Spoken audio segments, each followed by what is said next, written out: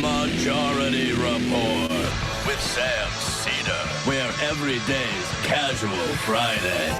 That means Monday is Casual Monday, Tuesday, Casual Tuesday, Wednesday, Casual Hump Day, Thursday, Casual Thurs, that's what we call it, and Friday, Casual Shabbat. The Majority Report with Sam Seder.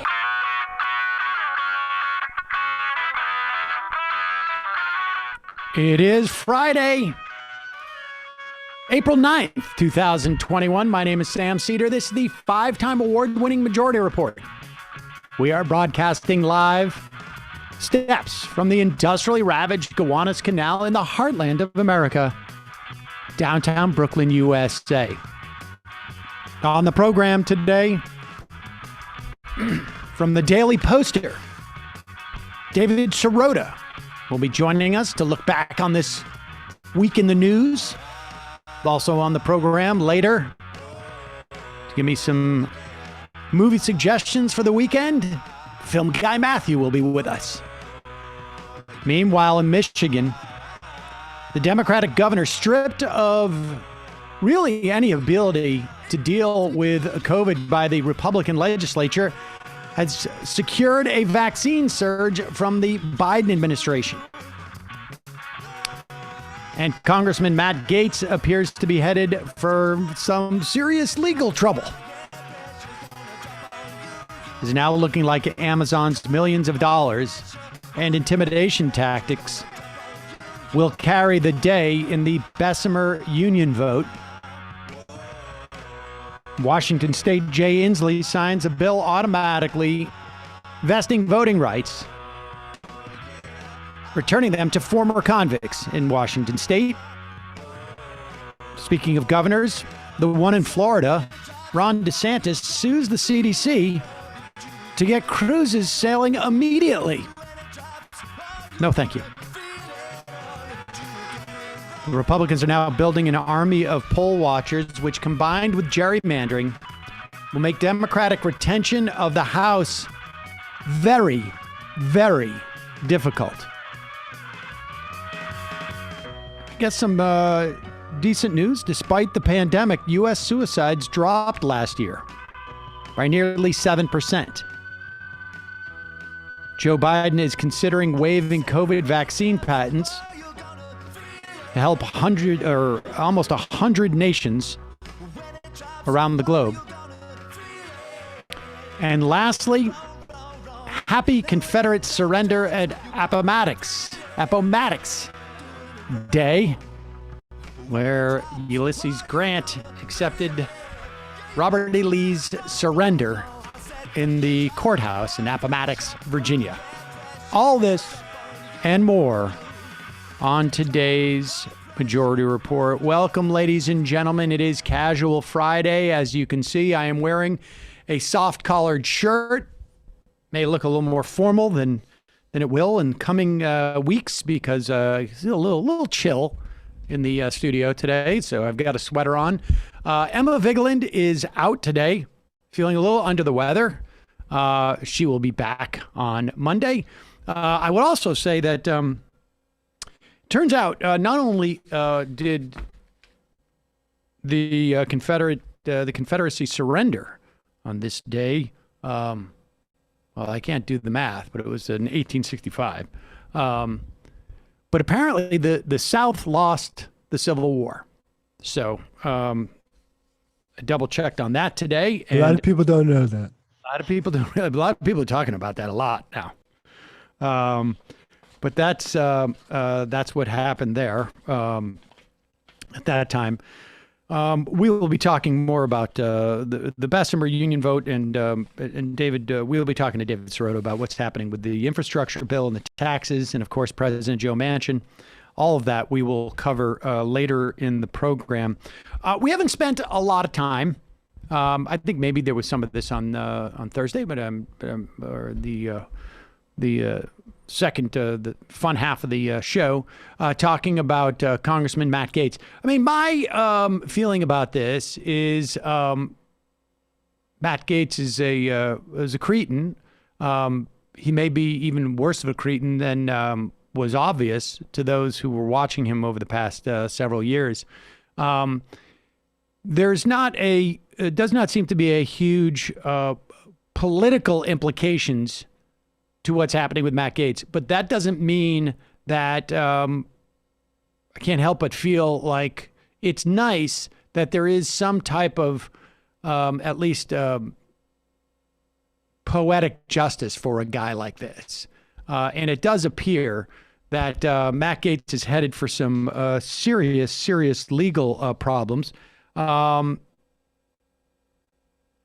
to the Daily Beast, back in May of 2018, Representative Matt Gaetz sent his friend, the accused sex trafficker Joel Greenberg, $900.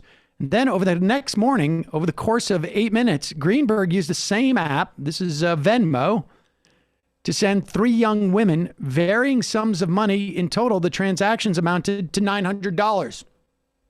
That's quite a coincidence. But don't believe me. Here's the lawyer. His name is Fritz Scheller. He is the attorney for Joel Greenberg, who I just mentioned, who apparently is pleading guilty and talking to prosecutors. And here's the attorney, Fritz Scheller, for that Joel Greenberg, discussing how Matt Gaetz may be feeling these days. Does Matt Gaetz have anything to worry about? Does Matt Gaetz? That is such a. When it comes to what happened today in court, does he have anything to worry about? And you're asking me to get into the mind of Matt Gaetz, right? And well, from your mind, from my mind, based on what your client knows. Based on what my client knows. Okay. See, I thought if I kept on talking and talking, I would avoid these questions and not to say, I'm sure Matt Gaetz is not feeling very comfortable today. All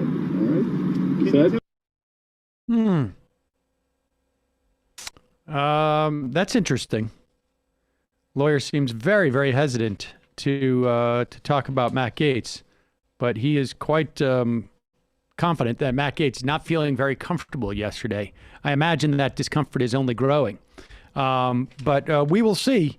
Matt Gaetz may not be long for that House seat. And Republicans really, you get the sense, had the awareness of this. They have not been sort of rallying around this guy. Even the Trump people have been keeping it at arm's length. So Matt Gaetz may be finally time for him to be held to account. But we shall see. In the meantime, we're going to take a quick break. When we come back, we'll be talking with David Sirota of the Daily Poster. We'll be right back. First, just a reminder, this program sponsored by SunsetLakeCBD.com. You've heard me talk about these guys for months and months now. They're a farm up outside of Burlington, Vermont. They decided back, I think it was in 2018, they're providing dairy for Ben and Jerry's. Some of them decided to branch off a little bit, and they started to grow CBD. They're doing it with regenerative farming practices. They do it with integrated pest management, so it's 100% pesticide free. They organic fertilizer, and they're also mostly employee-owned company. Pays $15 minimum wage, and their products are fantastic, and they have a special sale. I don't even know what is. I mean, I'm aware of this, but I don't know where it came about. And I have a feeling Matt might. It's April 9th. They're having a sale to celebrate 420.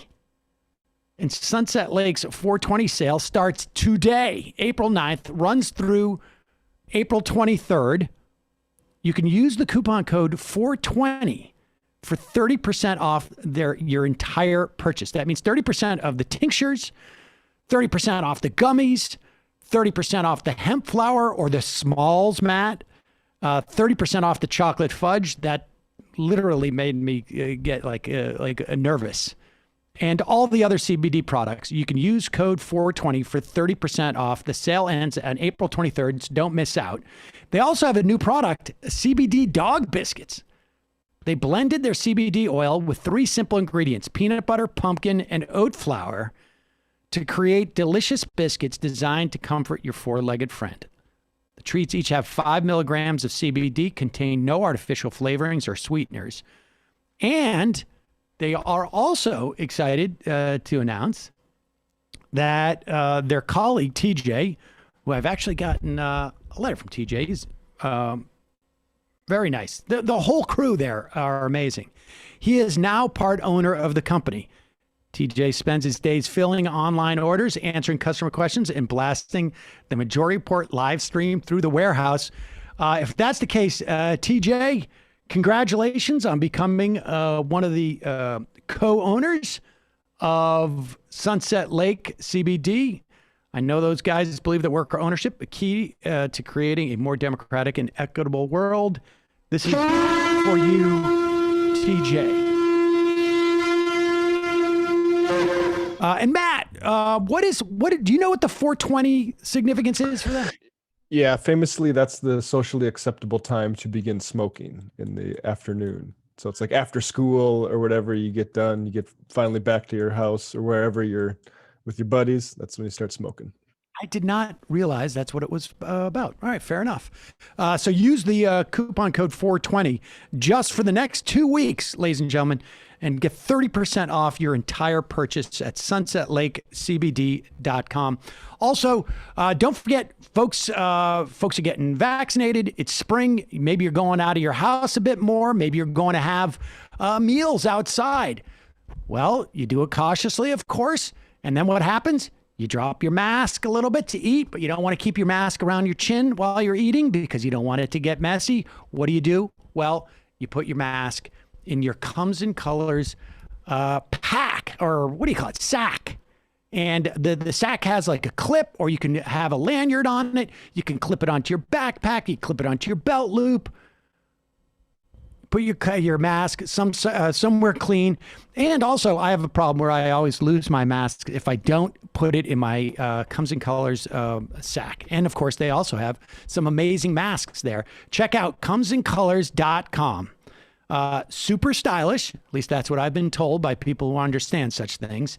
Comesincolors.com. Friend of mine who is making some really nice masks and holders and some scrunchies too.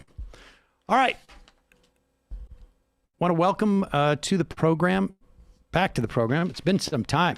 David Sirota. He is the founder and editor. I'll ask him when he gets here, of the Daily Poster. David, welcome to the program. Thanks for having me, man. I appreciate it. It's good to see you. Good to see you too. Now, what is your position at the Daily Poster? I know you launched this thing. Are you the editor, or does that not work that way? Officially, the title is troublemaker, problem creator. No, and I'm the editor, reporter, player coach, that kind of thing. It has been great, and I've been citing your work probably weekly over the past several months that you've been doing this. Thank you.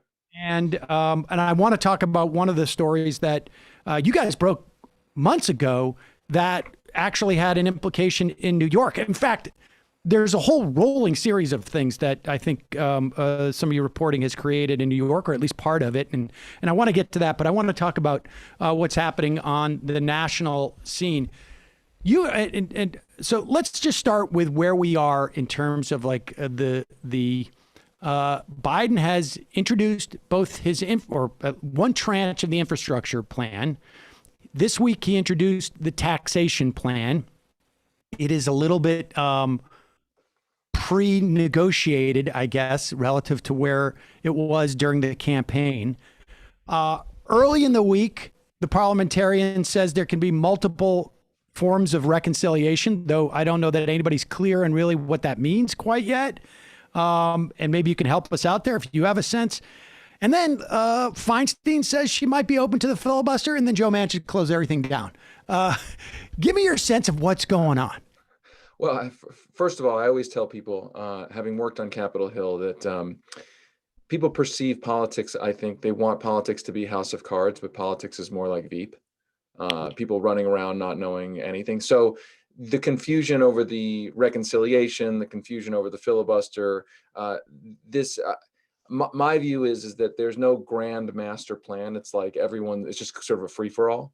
I think the notion of the reconciliation being used to do the things that the parliamentarian has already said cannot be done is sort of absurd. I think the entire creation of the idea that you can't ignore the parliamentarian or fire the parliamentarian is actually a level of insanity that even in my own imagination, and my imagination can run wild, it's hard for me to believe that has now become a thing. Like the idea that the media reports on the parliamentarian as some sort of like, infallible, immovable, like the Democrats put that out there. They use it as kind of like we can't do it because of the parliamentarian. And my reaction is that's an eye roll. The parliamentarian is literally an advisor to Chuck Schumer.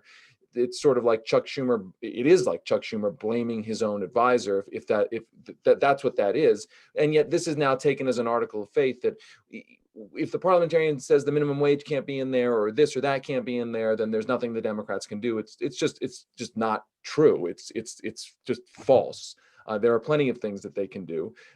So my overall view is that short of getting rid of the filibuster, or at least limiting the filibuster, yes, you got to then try to use reconciliation for whatever you can use reconciliation for. But if you basically preserve the filibuster and preserve the fake idea that the parliamentarian gets to decide everything, then you are foreclosing on major initiatives that you have promised to voters. And there's just no way around that.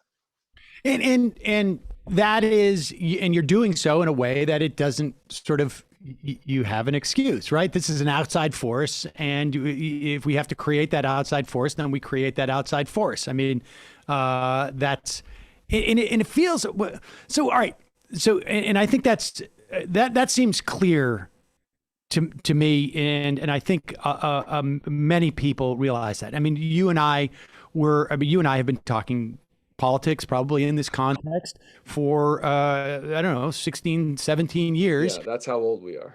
Exactly. And there was, I think, multiple occasions when during the Bush administration, maybe at least once, where they got rid of the parliamentarian. They just said, like, you know what, we don't like the way that you're advising us, so goodbye. So, I mean, it's not like it hasn't been done before. And this dynamic of using outside sort of almost like acts of God, like these force majeures, as like, this is why we're not delivering this, is pretty standard fare as it goes. And so, but let's talk about what's going on with Joe Manchin. And I think, like, your point that it's more like Veep than House of Cards, I think people really have to understand this. Like, they even in the White House, and maybe even particularly in the White House, particularly with Joe Biden, and I want to get to sort of like a broader conversation about this with you. They're just reacting to it. It's every day is just a series of reactions. What do you make of the op-ed that Joe Manchin, published 2 days ago? Because it seems to me that he's just sort of done a 180 on his talking filibuster. Give me your sense of that and why he might have done that. I mean, I just think I think he doesn't, this is a nice way of putting it, but I think he either doesn't know where he actually stands. He's actually almost thinking out loud and doesn't actually have a set principle at play. And so that's a nice way of putting it. A less charitable way of putting it is that he enjoys being at the center of controversy. He's a narcissist. John McCain, and I'm not, I don't want to stomp on his grave or whatever, but like John McCain was the same kind of way in the Senate. John McCain enjoyed the circus revolving around John McCain. Like, you could argue that, like, John McCain had relatively a few clear principles, and the principle was that John McCain had to be at the center of the controversy. And so I think Joe Manchin is kind of leaning into being the guy that everything swirls around. Now, what's kind of sad is that The only reason Joe Manchin is that guy is because he's a senator who on the Democratic side is willing to play that role, right? I mean, any individual Democratic senator could play the same role, granted in a different way, but you can take that if in a 50-50 Senate, you need all of the Democratic senators to pass something, then any single Democratic senator could kind of play this kind of game. Now, it's true that most of the senators say, at least publicly, the Democratic senators, that they want to reform the filibuster. And so Joe Manchin is leveraging his sort of situation to stay at the center of the controversy. And my guess is that part of that is he just likes being at the center of the controversy, right? I mean, like, politicians enjoy attention. The political system self-selects for people who enjoy attention. And then the other question is like, what is he leveraging that for?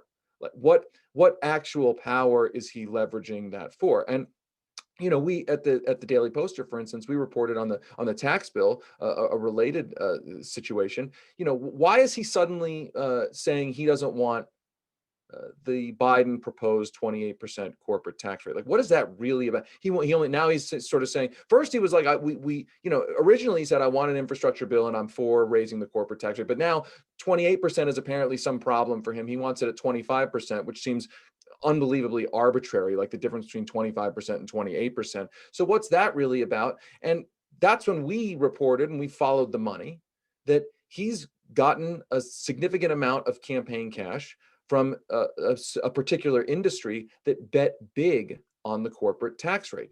So this is a little convoluted, but hear me out. The private equity industry, the Wall Street guys, the Gordon Geckos of Wall Street, after Donald Trump's tax bill lowered the corporate tax rate from 35 to 21, a bunch of these big private equity firms bet big on the 21% corporate tax rate. They converted themselves to C corporations, okay? And that was a business bet on the 21% tax rate. They were betting their businesses on that tax rate. They had previously been partnerships. That industry has given a lot of money to Joe Manchin. It's actually given a lot of money to the super PAC that also boosted Joe Manchin. So if Biden raises the corporate tax rate even to 28%, presumably it's not good news for those Wall Street giants that bet big and cannot, by the way, revert back, right? They're locked in. They can't go back to being what they were. They're locked in to a corporate structure that is reliant on this corporate tax rate. So Joe Manchin is essentially going to bat in a very big way for some of the biggest private equity firms in the world. And there's a kind of a sad irony, or maybe irony is not the right word, but like, here's a senator from one of the poorest states in the country who is effectively going to bat for the billionaires, like in a direct way. I'm not talking like billionaires sort of like metaphorically. I'm talking about like literally the moguls on Wall Street, right? The Gordon Geckos on Wall Street. The senator from one of the poorest states in the country going to bat for these moguls. He's not like a New York senator or a Connecticut senator representing some of these guys in Greenwich or living in Manhattan, right? He's going to bat for them to try to keep their tax rates low. And so I think with Manchin, again, I guess it's a long way of saying he likes being at the center of attention, and always follow the money, right? The guy's got to raise a lot of money to run for re-election in West Virginia. That's fascinating. And I will say this, I mean, to be fair, I mean, it shouldn't come as a surprise to people that politicians want to be in the center of things. I mean, and look at what I'm doing for a living. I'm also, I'm just literally sitting here in the center of a set. So I can understand that desire, I guess. And some people it's greater than others. I used to work in show business, and it's not hard to find people who want to be, who just, that's their North Star. It's not even a conscious thing. It's just like, if there's an opportunity, that's where they gravitate towards that. And the tax thing is really fascinating because it strikes me as like, if Biden had said 31, Manchin would have said the real number is 28. Right. But the point that you're making here, I wonder if, because it feels like he reversed himself on the filibuster. And the interesting thing about with the filibuster gone, if you're talking like his sole desire was to be that guy, that leverage point, getting rid of the filibuster would make him arguably, and maybe Kristen Sinema, but I think, Manchin, because he's coming from a state where, that's the difference between, let's say, a Joe Lieberman and a Joe Manchin. Joe Lieberman was coming from a blue state in Connecticut, and we spent a lot of time talking about back in the day. Manchin comes from a state that voted overwhelmingly for Trump. I mean, so he at least has some built-in narrative that could justify it on some level. But this guy could spend the next at least 2 years, anyways, or a year and a half, to be the complete, like, whatever he wants, Joe Manchin could get from the Democratic caucus. But there are times where I think, like, there are some politicians, and maybe there's all the politicians, don't want to be that guy. Like, they don't want to be in a position of making or breaking every piece of legislation that comes by, because they're stuck between two different, there may be some big donors and maybe like one of the poorest states in the country. Like, how do you justify these votes? And maybe he doesn't want to take those votes. Well, I mean, I think that's a good point. And I also think that there's sort of we're sort of circling around this idea that they're always trying to come up with ways to not be held responsible. The parliamentarian, oh, it's not me, it's the parliamentarian. Oh, the filibuster, it's not me, it's the filibuster. And we have to preserve this institution because of, by the way, the nonsensical argument that the filibuster must be preserved to preserve minority rights. Minority, and we're not talking about people of color, we're talking about like the minority of the population, is so absurd on so many levels. Because here's the thing, and this is like not in the conversation, which is to say that the Senate, by virtue of it being 2 senators per state, preserves significant power, disproportionate power, for the minority of the population in the country, because even at 50 votes, there are 50 Senate votes that can represent a minority of the country that can still block anything in a filibuster-free Senate. So the filibuster actually takes an undemocratic institution, inherently undemocratic, and makes it like insanely undemocratic. But the idea, you hear this all the time, but we have to preserve the filibuster in order to make sure that the Senate remains this special place where minority rights are disproportionately represented. But that's a lot of crap, because a simple majority vote in with all the small states can still stop anything it wants in a 50-50 vote situation. So you're right to ask the question, like, what is Manchin's real agenda? What does he get out of this? And by the way, and I'm not saying that there's a conspiracy here, but like, what does the Democratic caucus get out of pretending or saying that they want to end the filibuster, but having Joe Manchin, them being able to say, well, look, Joe Manchin represents a Republican state. He wants to look like he's bipartisan. We can't get rid of the filibuster. In other words, lots of people are actually benefiting from Joe Manchin trying to stop the end of the filibuster. Even the Democrats who are able to issue press releases saying, I want to get rid of the filibuster, I'm for X, Y, and Z, preserving the filibuster still prevents them or makes it easier for them to say, look, I said I was for, this and that good thing, but I just couldn't do it, right? That's how politics perpetuates status quo. From your perspective of having worked in some of those Senate offices and congressional offices and frankly governor offices as well, if I remember correctly, how much of that is how much of that plays into this, right? Like that notion of like, I come from a blue state. There's an expectation that I would be to get rid of the filibuster, and I have nobody in mind here, maybe Chuck Schumer, but I have nobody in mind. But and I come from a blue state. I've got to. There's so much pressure on me to be to come out for that. Joe's doing me a solid here, and down the road, I'll do Joe a solid. And I'm convinced that, I don't know how many of those votes against the $15 minimum wage, Sanders amendment, which incidentally needed 60 votes to pass anyways. So all those Democrats could have voted for the minimum wage amendment and it still wouldn't have been amended. But you ended up getting 8 when really, supposedly only 2 of them were on the fence about it. Right. Although Chris Coons has some issue with restaurants or something to that effect. How much of that was like, we're going to give cover to these guys because down the road, we're going to try and bring them into something else? Or how conscious of that is that dynamic?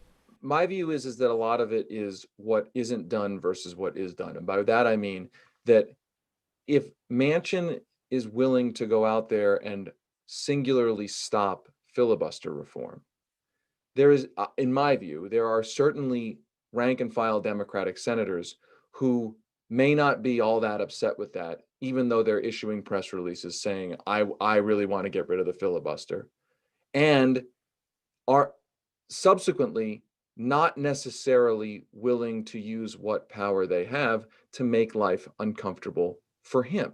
This is the part of the story that's really not discussed, which is that, yes, Joe Manchin is doing the Democratic Party a solid, if you will, by being a Democratic senator from a tough, red-leaning state, right? I mean, so we have to be careful about how much we pressure Joe Manchin because Joe Manchin represents a purple state.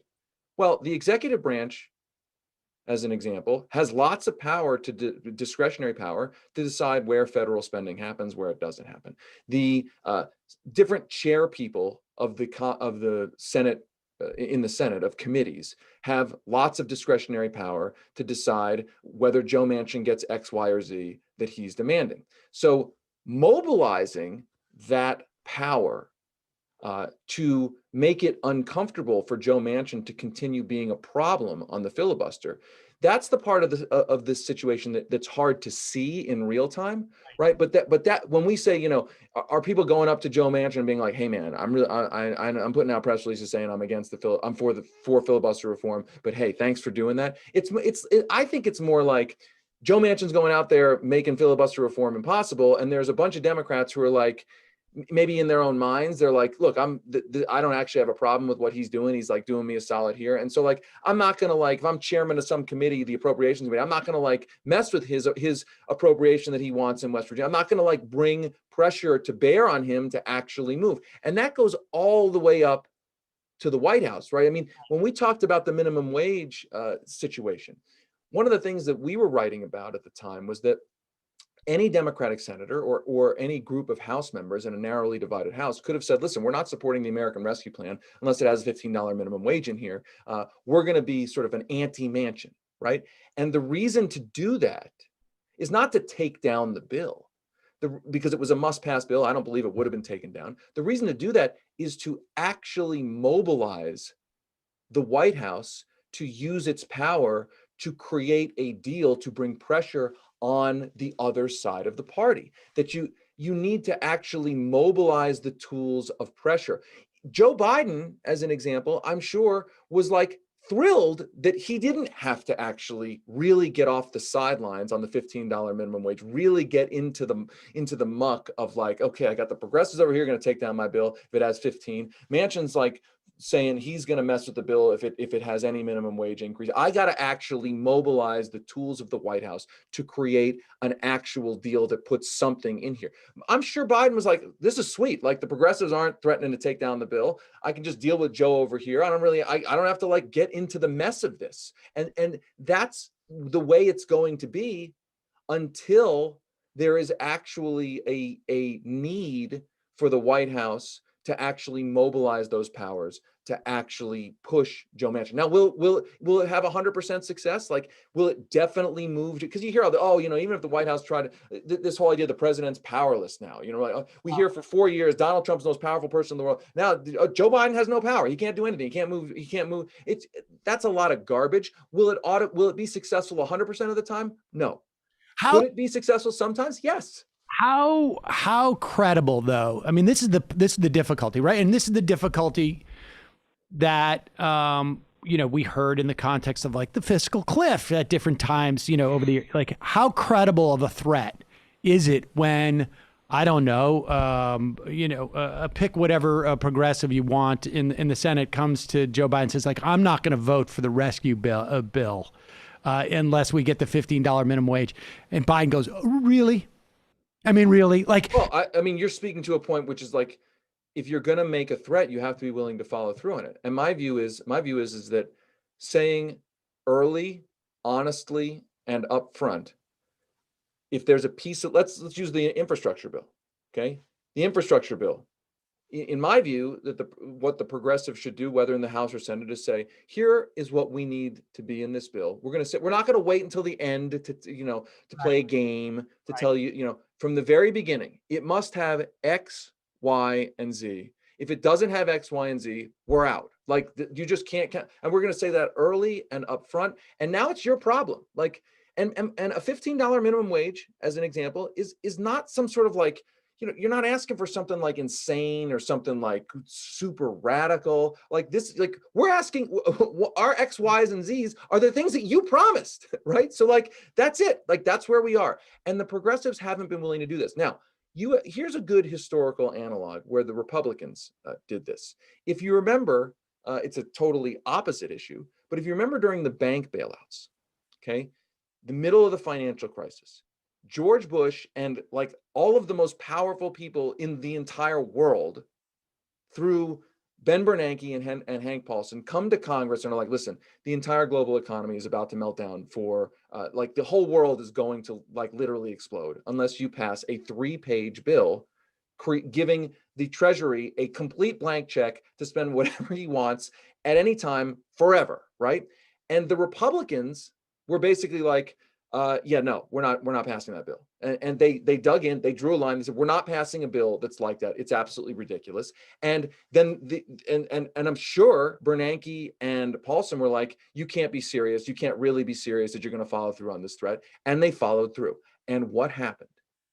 What happened is that a week later, they bring back a much bigger bill, a much longer bill, putting in at least some safeguards. Now, the bill was still a joke. It was still a, an atrocity, but at least it was like, okay, like there's going to be a congressional oversight panel. There's going to be this, there's going to be that. And guess what? They voted it through because it was a must pass situation. So the point is that the whole idea of like, we're going to create demands, and then if you don't meet the demands, we're not going to vote for this bill. And oh my God, you're going to take down the bill permanently, is just belied by what actually probably would and certainly could happen, which is that the bill goes down, gets voted down. Guess what? Congress is still controlled by the Democrats. Guess what? The president is still a Democrat. You just bring back another bill, and you have to actually deal with the people who made the demands and followed through. Right. That's a great. That is a great analogy. I remember that, and that was a must-pass bill. Yes, I know. I knew bankers who were telling their significant others at that time, take out every dollar you can at the ATM. Like there was a sense that the entire thing was going to fall down. Yeah, so I don't want to be, I'm like, look, I'm not saying the House Republicans were acting like in good faith or whatever, but like they understood power. They were like, we're just not, I'm sorry. Like you're going to have to put some things in here that we're demanding. Now their demands may have been like unprincipled, or they didn't really believe in it or whatever, or they were just political showmanship, but like that's, at least at minimum, they showed an understanding of how power actually works. Right. And I for whatever reason, there is not, and I guess it's really just a question of like how many of Democratic senators are willing to do that. And the answer right now, zero. Right. Zero. Right now. I mean, and look, I want to be, it's worth saying, well, why aren't they willing to do this? Just because they're like weak? I think a lot of it is like they're just weak and scared, and there's even more nefarious. They're not only are they weak and scared, they're complicit in actually not wanting these policies. But I think for the people who are acting in good faith, I think they struggle with like, look, there's a lot of good things in the American Rescue Plan. I'm afraid that if I go too hard, like the progressive side of politics has never played this kind of hardball in the last 50 years. So like, what if we do this and we just ruin we blow it? Like we've miscalculated. And like, I get that, but like at some point you have to like roll the dice. Right. I mean, the fear is, and this is, I can understand this as a fear. Like, what if Joe Manchin just doesn't care and decides like, you know what? The Mitch McConnell came over and said, do I want to be chair of the energy? I'm going to be chair of 2 committees. And guess what? I'm a Republican now. Well, saw it happen to Jim Jeffords. Saw it happen to Specter back in the day. Mm-hmm. And if I'm a Democratic senator, I'm going like, I want people to get $1,400, even though it wasn't 2,000 or whatever. And I want that $300 a month child tax credit. And that has a chance, if, who knows, to maybe be made permanent. And if I get up there and say no $15 minimum wage, which, some people are saying maybe we'll get another bite at this apple in a bit. Well, but I mean, I think, look, that's why it's all about, frankly, mobilizing Biden. And we'll go back to the $15 minimum wage thing. I think that here's an alternate reality that I don't think is like insane, right? You had 10, 15, 20 House Democrats say, we can't vote for this unless it's got $15 minimum wage. Manchin saying, I don't want anything. I would accept 11. Right. Kristen Sinema is from a state that's got 12.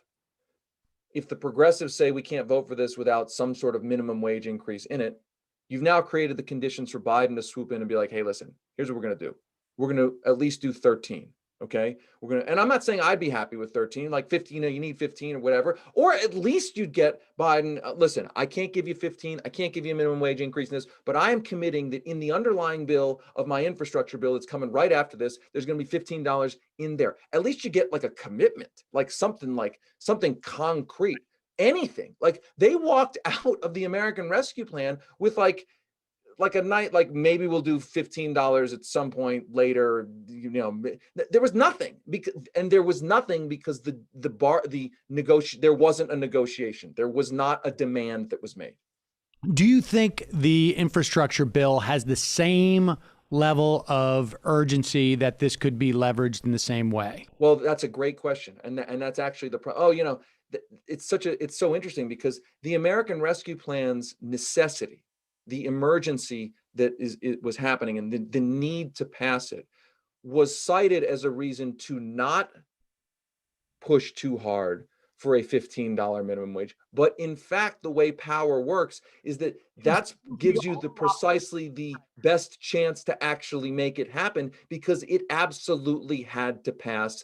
And rank and file members of Congress knew it had to pass no matter what was in it, right? That's the whole, I worked for the House Appropriations Committee, right? The House Appropriations Committee, when I worked for it, there was like a sort of this standing understanding that because the budget bills have to pass, they are a moving train. They must pass to fund all the basic things of government, that anything you could toss on to the moving train would probably pass no matter how kind of crazy or insane it was, because you need you don't want to be accused of, you're standing against the troops or you're standing against public schools or whatever.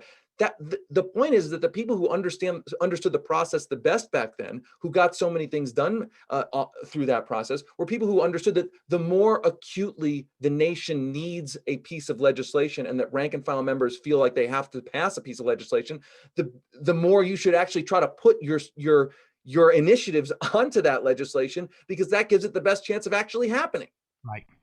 Right. And so it's unclear whether this infrastructure bill yes, has that same sort of compulsion. And that's the problem, is that you get one of those must pass bills rarely. That's right. I mean, and that, God help me for quoting Rahm Emanuel, yes. But you don't want to let a crisis can be an opportunity type of situation. Yes, we share the same mind, because that was literally the quote that when you were saying that went through my mind too. Right, and it's so distasteful to even have him to raise his name. Although I will say, in my defense, I think it was one of those corporate posters that it was like a Chinese character. And, totally. Look, and by the way, every crisis is an opportunity. Go back to the TARP bill. Right. Yes, every crisis, it was an opportunity to bail out the banks, right? It could have been an opportunity to bail out America. Instead, it was an opportunity to bail out Lloyd Blankfein and Goldman Sachs. Indeed. And all right, so let's talk about just a little bit about, it still just, I guess, remains to be seen as to what Joe Manchin's doing. I for one, don't think his op-ed locks him in the way that other people are saying it is, because I don't think anybody that op-ed is not for people in West Virginia. No. It's not. There's no scenario where Joe Manchin's Republican opponent says, look what you wrote in the Washington Post about the filibuster. Now, then you went in there and did a talking filibuster. It's either, there's one of two things. It's either he wants, the Joe Manchin Civic Center in West Virginia, and that's going to be part of the earmark in whatever bill it is, or he's been told by his donors, like, there's some votes in there we don't want you to take, and this is and he's like, this is the way I don't take that vote. I don't, there's certainly an out. I mean, for him, this is a guy who has made clear he's willing to be on different sides of an issue when he perceives it to be, in his interest.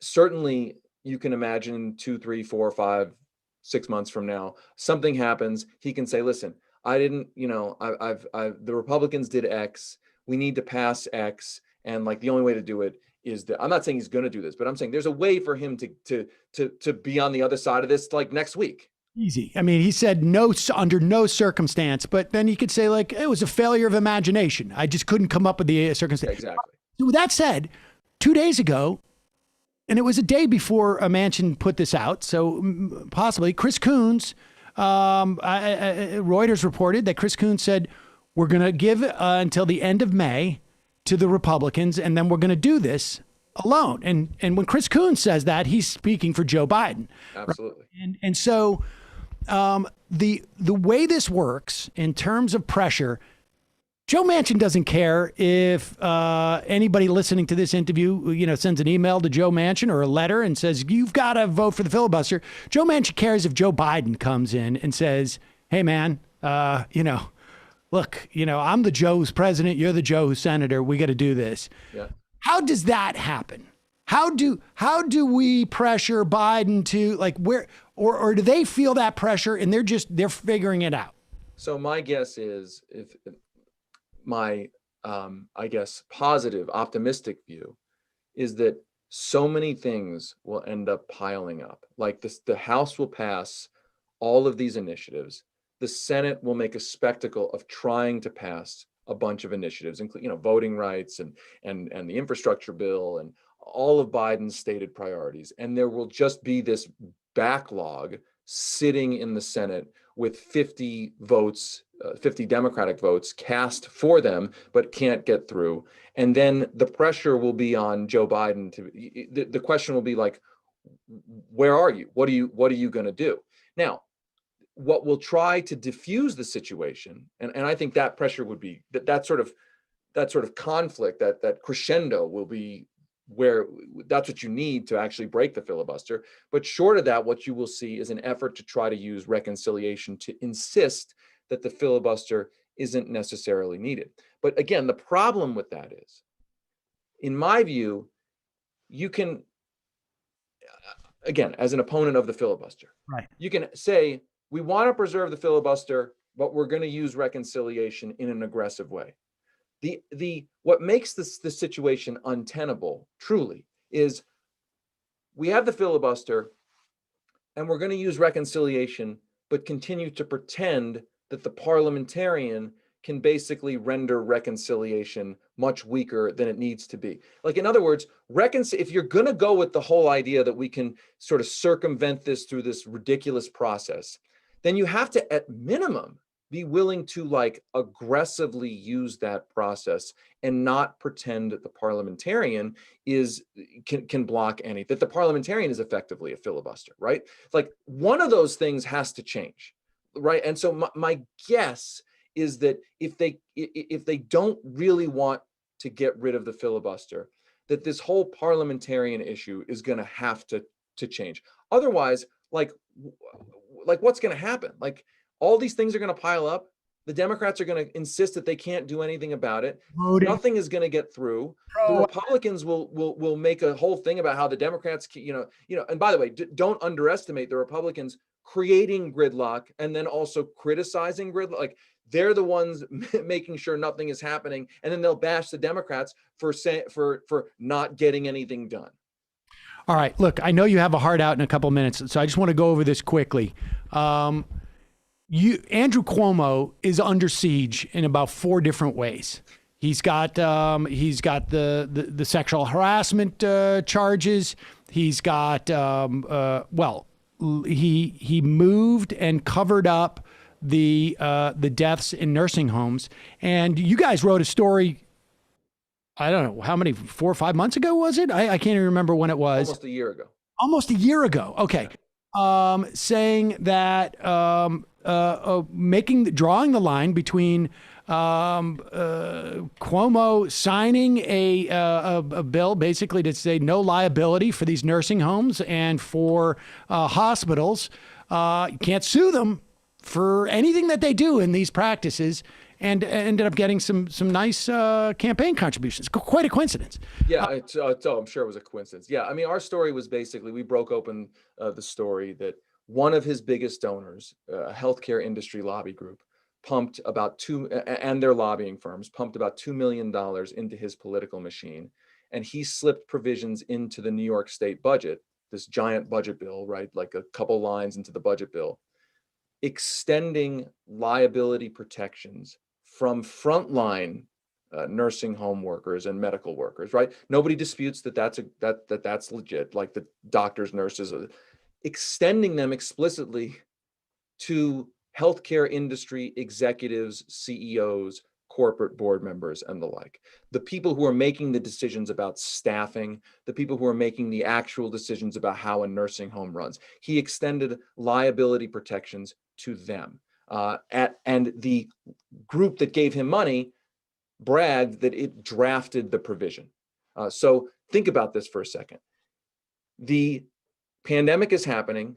People are getting sick and dying in nursing homes.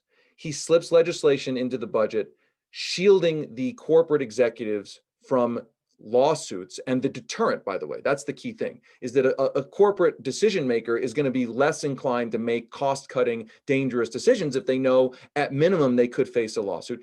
He shields them from that right after he's taken a big amount of money. And then he's withholding the data about the explosion of deaths in these facilities. I mean, this is one of the most corrupt and tragic, really, truly tragic situations that's happened. And we reported a series of stories about how then that legislation in New York, the provisions were copied and pasted in other states, like word for word. Mitch McConnell copied and pasted that liability immunity section from New York, put it into the Republicans' plan.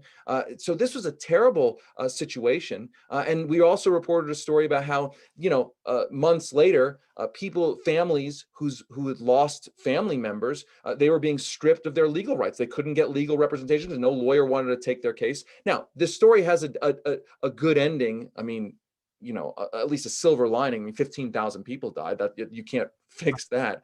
But New York legislators, Ron Kim, Senator Alessandro Biaggi, a bunch of other progressives who were kind of came in, who were kind of against the Cuomo machine, they ended up successfully passing legislation to repeal the corporate immunity. And Cuomo actually, I think it was a couple days ago, was essentially shamed into signing a repeal of his own corrupt law. So in a sense, I mean, you can't really celebrate yay, 15,000 people are dead, so you're not really celebrating. But actually, it's like one of the first times I can remember where something wildly corrupt happened, wildly, grotesquely corrupt with awful human circumstances.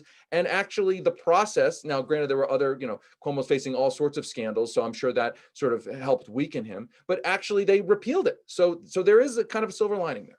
Yep. And we'll talk more about that. I know you got to go. David Sirota, the Daily Poster. Folks should go over and sign up for your emails. It is, like I say, I end up citing it at least once a week on this program. David, always a pleasure to catch up. Thanks, man. I appreciate it. It's great to see you. Thanks again. Bye. All right, folks, going to take a quick break. We'll talk on the other end about, what's happening in New York State.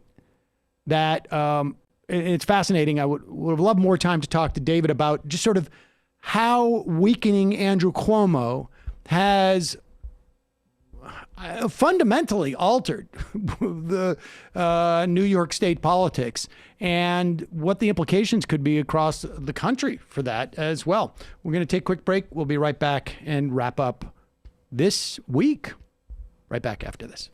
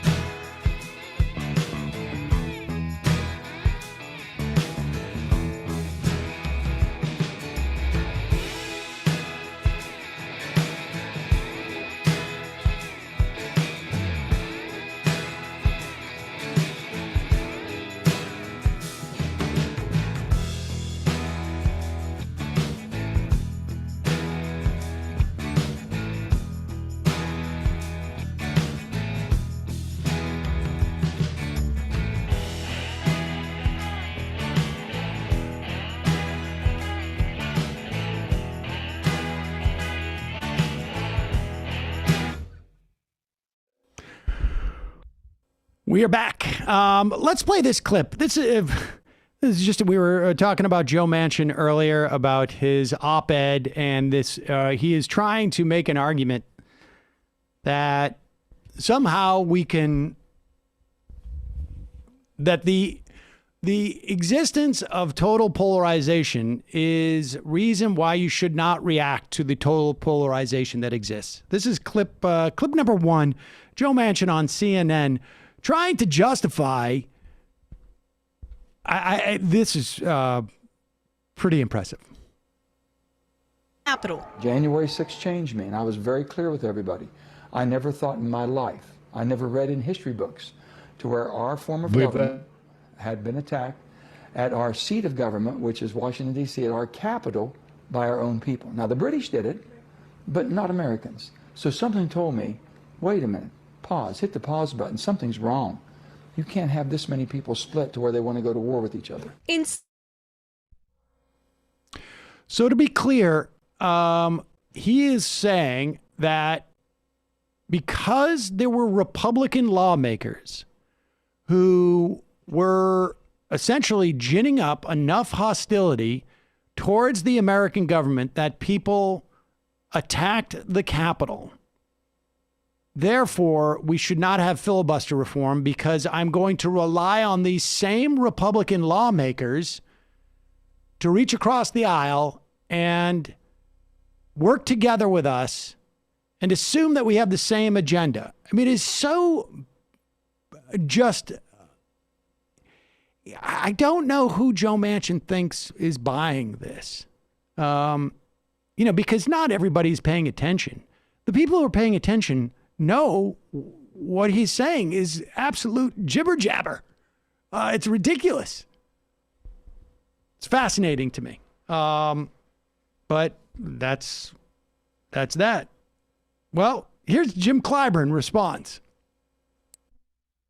He says that, if I remember your interview, that January 6th changed him.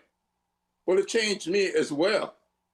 And I want to remind him of what some of those insurrectionists were saying to those African-American law officers who were out there. One man talking about how many times he was called the N-word. I want to know, how does that man compromise in such a situation? How would he have me compromise in such a situation? I mean, that's basically the point. Like, where do you see the partner in governance here? As you look across the aisle, if that is the problem that you note, what happened on January 6th. But getting back to the implications of all these scandals surrounding Andrew Cuomo, the New York government has basically decided to up taxes on the super wealthy in this state. And it is the first time this has happened in ages.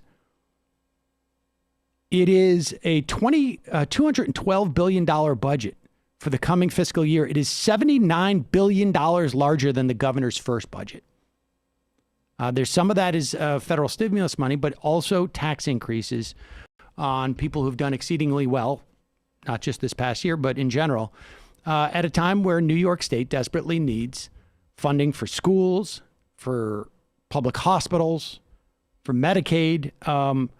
So part of the reporting that Sirota did, part of the push that activists have been doing for years, have led to this sort of situation where the fact that Cuomo is mired in scandal has weakened him politically, and it's to the benefit of the citizens of New York State. It is just a sort of a gross dynamic, frankly, but in the end, it's going to have material benefits for people in their daily lives. Something to ruminate on over the course of the weekend.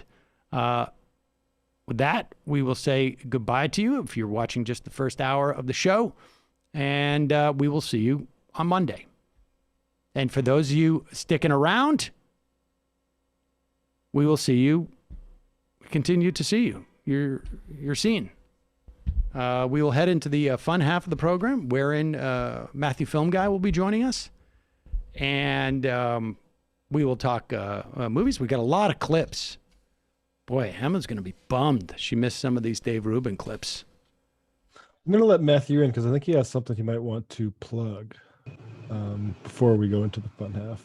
He's got a new film series, Zoom film series coming up. He has used a picture of Thanos, I see. Yeah. There he is, Matthew Film Guy. Matthew, we'll let you have your plug in just 1 second. Let me just remind people, this program relies on your support. You can become a member at jointhemajorityreport.com. When you do, you not only support the free show, you get access to the free show free of commercials. You also get the fun half. So you'll hear Matthew Film Guy's movie recommendations. Oh, wait a second. Are we going to go into the fun? Are we going to just, no. We're not going to keep it square. I guess we'll do that afterwards. Nevertheless. I used to get to be on the regular half, but you know what? Times change. You'll be on the regular half. We'll let you on the regular half today. I'm not on the Peacock show, but listen, let's not get greedy. Yeah, we're not doing entertainment on the Peacock show. I'll say.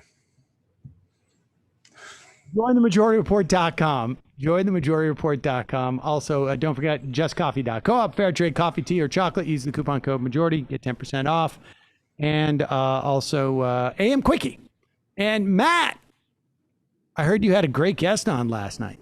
Yeah, Nathan Bernard on to talk about Maine med nurses who are unionizing, and there's a unabashed liberal union buster that was sent in to stop them who had previously worked with Trump International in Las Vegas. So we only use the most progressive union busters, folks. We talked about that last night. Patreon.com/Left Reckoning to get the full show, but you can get the free stuff at YouTube, Left Reckoning. Go subscribe to that. Matthew Film Guy, what have you got going? Wait, did you get a haircut? Yeah, I think, did I have the giant Hasidic beard last time I was on? I've only had 2 haircuts in the entire pandemic, so I finally had the guts to go into public and get it chopped. So yeah, thank you. Wow, that's pretty good. So what do you want to plug before we get on with the talk here? My normal stuff that I'm plugging. Everyone should go to my eBay and check out my eBay at Langdon Boom. And but primarily, I want to just invite more people to come join our film appreciation class that I do over Zoom. We've been doing it since the pandemic started. It originally started, if you remember, at the Queens JCC, which is now called the Common Point Queens Community Center. But now that the pandemic is on, we've been doing it over Zoom. And we've actually gotten a few really great new members to the class, thanks to the Majority Report. Shout out to Jonathan and Dan, and also to Julie. Yeah. My sister's takes your class. That's right. None other than Julie Seder herself is one of our new students, relatively new, but it's been a while. She's awesome. And it's been a great bunch of new people, new blood coming in. And we watch, the kind of movies that I like to talk about. Difficult movies that require a little bit more thinking and a little bit more discussion. And I always get a lot of really great stuff out of the things that people say to me, that I learn things about these movies from the class. So please come and join us. You can go check my Twitter at Langdon Boom, and there's a link there. Matt just retweeted it. Thank you, Matt. And you can come and check out the kinds of movies that you want a group mind to help to process and to really get through. We send you the movie on a link, and then we meet once a week and we have a hour and a half, 2 hours so discussion. Sometimes the discussions are so hot and so wonderful that they just wind up going over. So come join us, please, and tell them that Sam Seder sent you. Yeah, absolutely, of course. So Matthew Film Guy, you have gotten your second haircut. You've trimmed your beard. I have yet to get a haircut during the pandemic.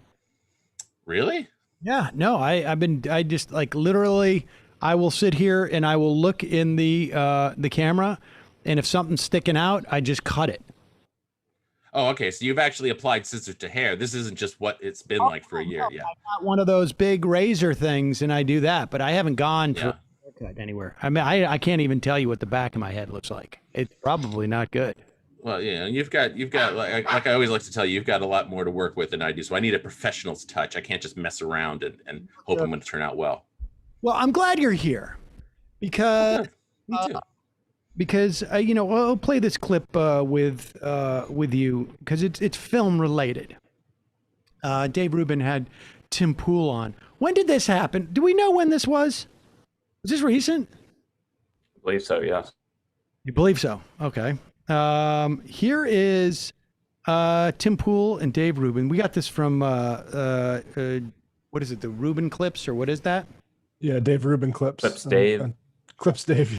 Clips Dave. Yeah. And they are talking about is there another Avengers movie coming? Is that possible? I assume there's just going to be It's safe infinite to say. amounts. Yeah. It's on rails, yeah. No, At any point you can ask that question and the answer is yeah. I don't know if it was like this was way back. I have a feeling this was a while back where Dave Rubin and Tim Pool sat down together. But apparently there's an actress in these movies. Whoa, what did you do? You change your camera. Yeah, I like widescreen. All right. I look better in widescreen. Actress in these movies, Brie Larson, and my understanding is she plays Captain Marvel. Yes, Captain Marvel. These guys are talking about Infinity. The white Captain Marvel, you should say. Right. They're talking about Infinity Wars. Now, there's two things that are going on here. One is that Dave Rubin and Tim Pool are practicing cancel culture, and the other is that they think Infinity Wars is a good movie. So let's play this clip. It's going to be like a moderately good Marvel film. I just don't like Brie Larson because she's very snooty and condescending. I'm going to sit this one out. Yeah. There are some people That's who are... completely how I feel. I Right. love all the Marvel movies. Right. Love them. Infinity War was, I think, the best one. That was great. Yeah. I'm so excited for it The again. best one. I can't wait for the next one. And I have no desire to see it because I saw her little speech. And it's like, you know She's what? I done- just don't want to support you. If we keep supporting these people who are so contrary to at least the things that I believe in, it's like the only way you're going to ever get change, because I don't want the government to stop them. I want them to stop themselves. But so here's the thing. I don't feel that way. Yeah. For me, So I guess that was 2 years ago because this is before End War or whatever it is. But Endgame. Endgame or whatever. Is it Endgame or End War? Endgame? I don't know what it is. But It's Endgame. Don't pretend like you don't know. how does someone? I watched Infinity Wars since this clip. That's what made me. In addition to its, Dave Rubin is actively promoting cancel culture, right? Where you don't like what she's saying and you'll not go to a movie, I guess. He wants them to stop themselves. Stop themselves, self-cancel. How does anybody think that movie is good? Infinity War? Sam, what are you doing to me here? Seriously. Come on. What are you doing to me here? This is look. When you say the word movie, right, or film, it can take on so many different forms, from the stupidest version of the TV movie of the week to the highest achievement of the human soul and the ability to penetrate the eternal. Okay, so when you want to put that on a continuum, do I go watch the Marvel movies? Yes, I do. Do I maybe have some sort of opinions about them? Sure, I enjoy them very much. I read comic books when I was, from 5 until like 17. So they have a place in our society. But this is freaking ridiculous. I mean, what? Okay, go on. Now wait a second. Now I agree with you. Like I mean, certainly my movie tastes run the gamut, but this movie is objectively bad. You can't. It's just one scene replayed over and over again. Listen, if you took out all the smashing and all the crazy cartoon violence, they would be like a 45-minute movie. So I'm with you. I'm with you on that. But listen, I can't believe you're putting me in the position of having to defend the Marvel movies. But I enjoyed the Infinity movies. I enjoy them. I'm able to give myself Endgame, I can understand. Like Captain America #1 and 2, Winter Soldier, I can understand. Like maybe Iron Man 1 or 2. But the Infinity War is just like a bunch of just gobbledygook. I mean, you've got to get each stupid dime. It's all gobbledygook. You want a bad guy to fight a good guy, and then for it to seem like he's going to lose, and then he wins. Like how it's not a... Like 12 times in the movie. Like they just keep replaying the same scene over again. Do you like Chinese food, Sam? Do you eat it 12 times and you enjoy it 12 times? You know, there's comfort food. There's something just base that you can just enjoy in that movie. I'm not gonna have 12 meals literally in a row in the course of an hour. You're going to eat 12 bites. I could continue this metaphor, but listen, look, one thing I'll tell you this is, I can't believe I'm going to be serious about a Marvel movie here. Thank you, Sam. One thing I can tell you is it's something that the comic books that were written from the 60s through until I read them in the 90s, one thing that they had to build on that any other form didn't really have was the fact that they existed for years. And they set up such a world, such a number of details and depth of these stories. Now, depth, they're stupid stories, but they had such a history to build on that they could use that history to tell something of a greater story by the end. That's what these movies did. Is they spent trillions, I think trillions of dollars of all these movies to have something that basically paid off in that last movie. But what's the point of all that? You don't need me, the Matthew the Film Guy, to come on here and tell you that the Avengers movies are good movies. They do what they do. They're mindless entertainment, and I enjoy them for what they are. But I mean, someone needs to be advocating for something other than that. That gets enough press, don't you think, Sam? And Dave Rubin and who's it, Tim Pool? They're a couple of freaking idiots, and you know that, and I know that. And they're trying to just shoehorn their own cultural hobby horses into this conversation about Brie Larson because they're not going to watch her. Look, I don't want to watch Kevin Sorbo movie or whatever. You know, so far be it for me to blame them for boycotting what they don't like. First off, if there was a series of Kevin Sorbo movies that I thought were great, that I would talk about, and then like the idea that it was Kevin Sorbo, listen, I'm not going to not go back and watch some of those spaghetti westerns with Clint Eastwood. You know my relationship with Clint Eastwood in the movies. Mm-hmm. I'm not going to like that because he's was a moron talking to a chair. Right. I'm still going to watch those spaghetti westerns. I'm going to show them to Saul when he's old enough. Mm-hmm. I don't blame anyone either way. Listen, there's a large argument about where you separate the art from the artist, and especially if something was done before whatever this artist did was objectively offensive. But again, Dave Rubin and Tim Pool, I mean, come on, that was not film criticism. That was mutual cultural masturbation on a web show, which I will not engage in with you. Matthew, do you have a Schneider cut take? Speaking of artists, I don't. I'm not going to watch 4 hours of a superhero movie. But listen, Schneider cut. Pandemic Matthew has watched a lot of shit. Okay, if I may curse. This time last year, I was watching Knight Rider, if you remember. Okay. Yeah, Sam needs a brief. The other giant comic book company, DC, they make movies. That's Batman, Superman, Wonder Woman, and those movies have not been nearly as successful. And apparently, they took away the original director. They fired the original director, this guy Zack Snyder, who got famous making these kind of bombastic, kind of boobs and guns kind of action movies. 300, right? Is that 300? Yeah. A fascist. It's clearly a fascist ethos, but at least it has an ethos, so I give it credit for that. But and they took away his vision, and the fans rebelled and said, we want his original cut. And they gave it to Joss Whedon, who's got his own problems. What movie did Snyder direct? The Justice League. They tried to do their same series of things. There was a Superman movie, then there was Batman versus Superman, and then there was, I can't believe I'm talking about this. Okay, but anyway, they then now finally came out with a 4-hour version. Superman was horrible, I heard. Yeah. And they came out with another version of that one too. Listen, I watched them all. Okay, here I am to tell you that I watched them all. I watched all the remakes. And listen, what do I want out of this movie? What are people complaining about? You get some Batman fighting Superman, and they realize that it was Lex Luthor the whole time. What? Spoiler alert! What? Yeah. Oh, Lex Luthor's the villain. I thought, what's his name from Jesse Eisenberg was Jesse Eisenberg. Right?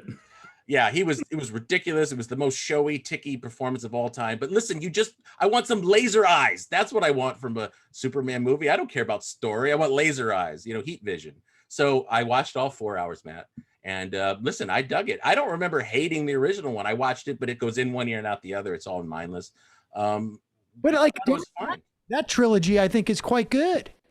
Well, Sam. That's the arty Batman movies. That's a Christopher Nolan, the thinking man's fascist. You know, that's the.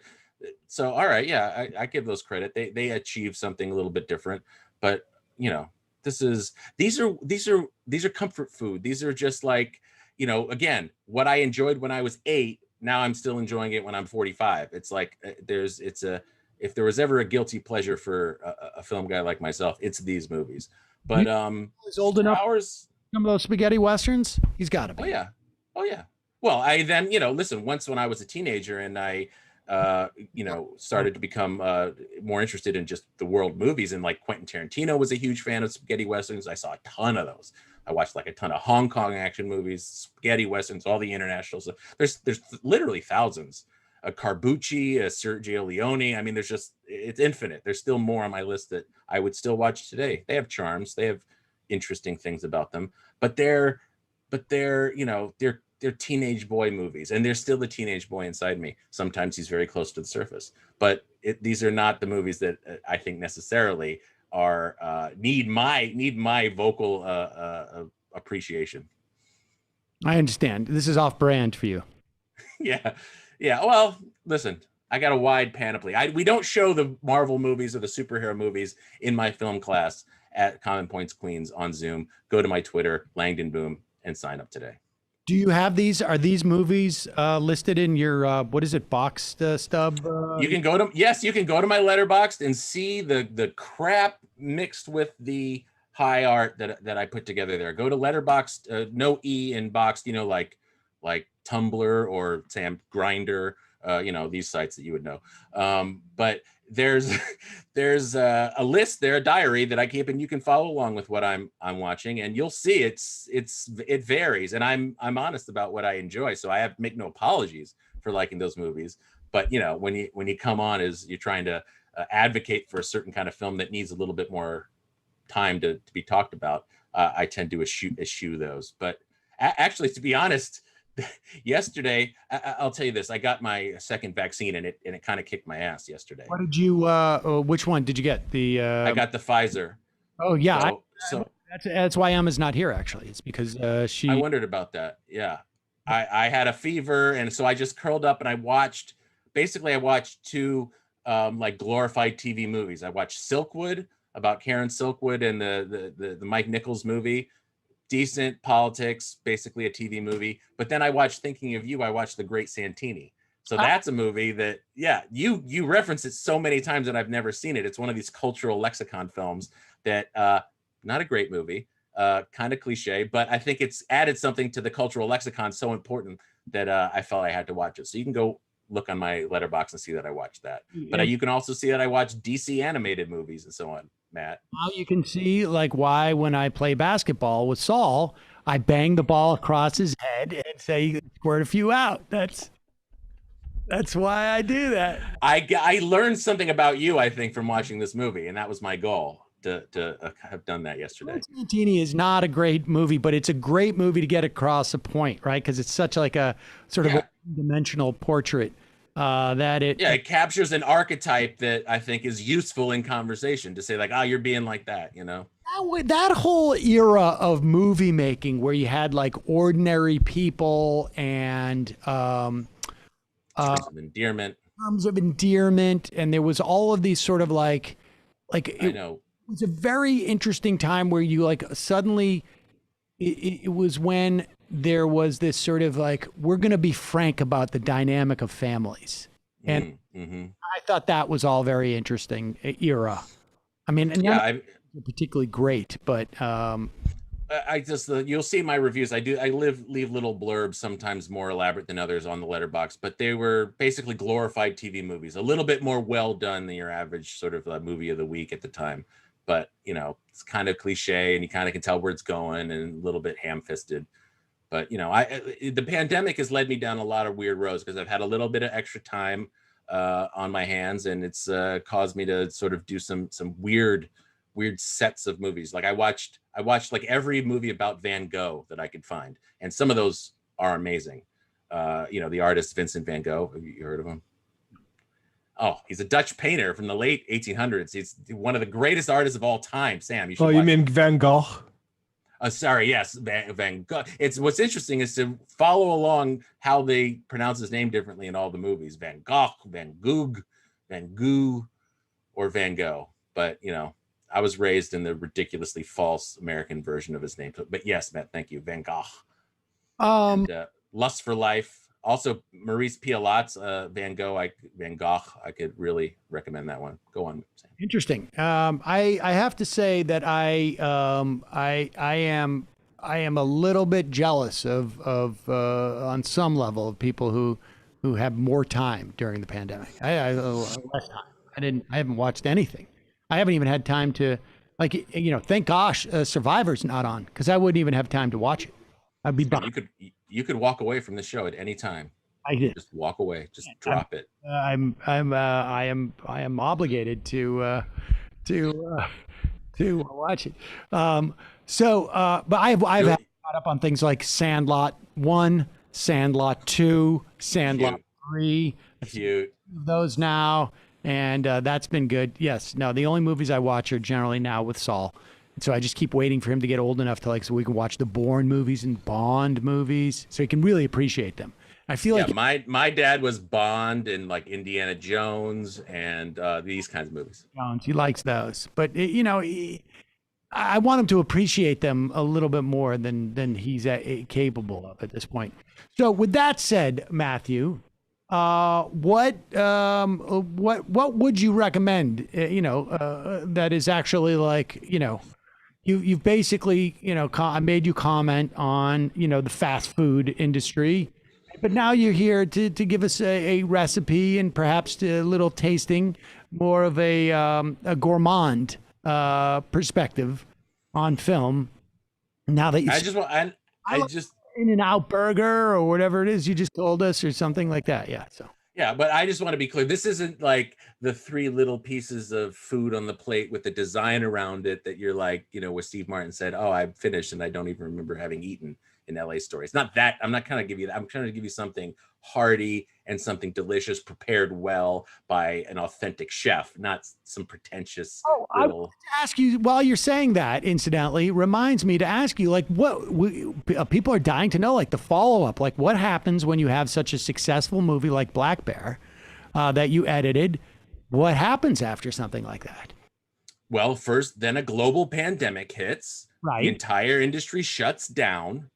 And you get an agent right before that happens, and they don't talk to you for 8 months because there's nothing to say. Of course. And then slowly around this time, they start saying, "Oh, things are coming back on. We're submitting you for things, and we're definitely going to have you doing your next project this year." So that seems to be what the case is. I'm actually editing a short film right now that's kind of just more for fun.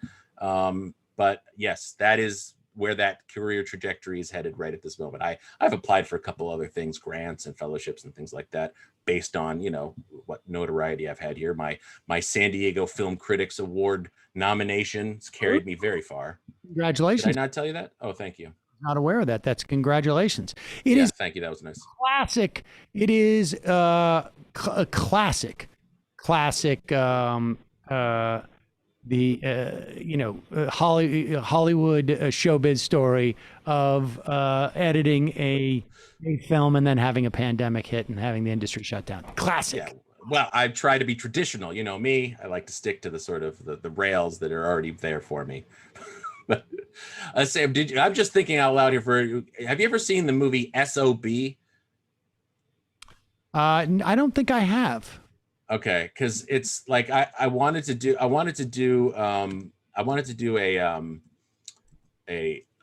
film festival of all the Hollywood I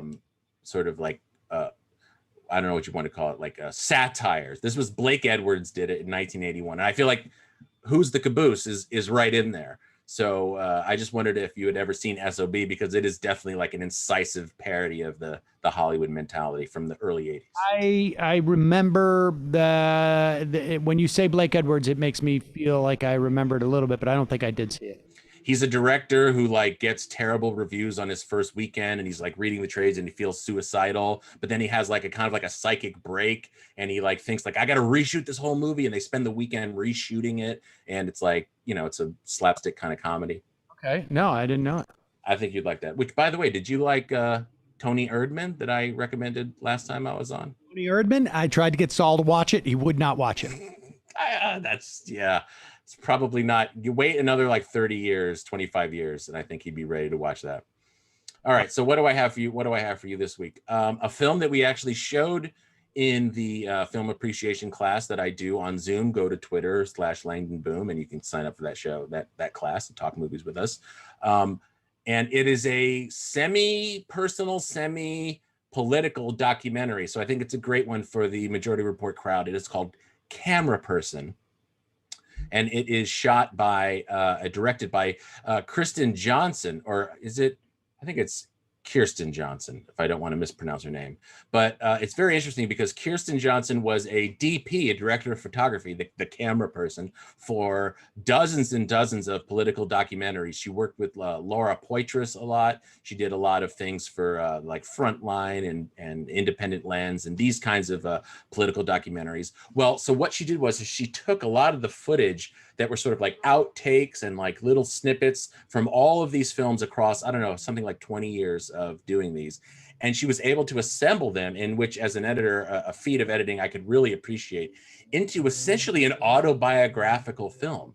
So there's a few little bits of like home movie footage of hers, but it's like just little moments she captures. And it's like, it's one of these really mind-bending movies that's creating a new sort of language of how to understand the movie as it happens, because it seems to be sort of ambient, but then you, as it goes on, you sort of can tell what the story is just by the order of shots. And it goes from, interviews she did with like Jacques Derrida, the philosopher, to like shots she does in Darfur and all these different political hotspots. She goes back to a village in Bosnia a couple times that she was covering. And it really is hard to explain how amazing this movie is just in the way it tells the story. And this is what I'm really looking for in these kinds of movies I show in my class. Movies that play with the form, that push the form forward, that sort of expand on what you think a movie can be. And it's really breathtaking and it's really impressive.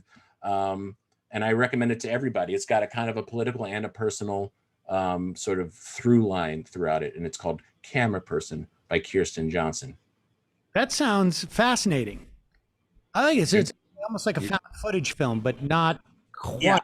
Yeah, well, it's found footage from her, from jobs that she has shot. So she's the one who shot this film, but it's outtakes. And you'll see at the end of the credits, like, this was from this film, this was from this film. So yeah, it is like a found footage film. I don't know if anybody knows the Chris Marker film Sans Soleil. It's sort of like a staple of the genre of these sort of not found footage, but sort of collage films. He was a French filmmaker that came out in the early 80s. I also showed that in my class. It's sort of in that vein, but she puts her own very personal touch to it. And it's a lot more humanistic than his film. It's more revealing, more personal. I thought you were going to something as soon as you started to talk about that. It reminded me of like Look Out Haskell, it's real, right? The doc. Yeah. Medium cool. Yeah. It's got some flavor of that, although that was sort of like they shot a fake movie. They went to an event knowing it was happening to shoot a documentary, and some were dramatic, some elements were dramatized. But anyway, yeah, well, go check out, if you're done with all the Marvel movies and you're done with all the Justice League movies, check out Camera Person in a quiet moment for some really amazing cinema. Well, Matthew, film guy, you'll be happy to know that I received a word during the course of this interview that my sister is re-upping for the next session. Nice. Another happy customer. Folks can check out Matthew's stuff at Langdon Boom on all of it. Yeah, whatever. Letterboxd and Twitter. Sam, I just have one last little question before you let me go. Are you aware that Mark Maron named his cat after you? I was aware of that. I don't know if you noticed on Twitter. Did you tweet it? Yeah, I tweeted at him. I said, thank you. He didn't respond. I didn't notice that, but I did hear that he named his cat Sammy, and I think that's the highest compliment, even though he doesn't, I'm sure talk to you very much. There you go, a message from Mark. Sweet. No, he didn't. He didn't even acknowledge that I had tweeted that. I'm sure he loved hearing it, though. Yeah, no, I bet you he did. Of course. Well, Matthew, film guy, as always, a real pleasure, and thank you for joining us. And we hope to see you soon. I'm glad you shaved. Thank you, Sam. Good luck. Talk to you later. Bye-bye. Now, folks, we will head into the fun half. You can join us there by becoming a member. We'll take your phone calls, maybe 646-257-3920. At the very least, we'll read your IMs. See you in just a moment.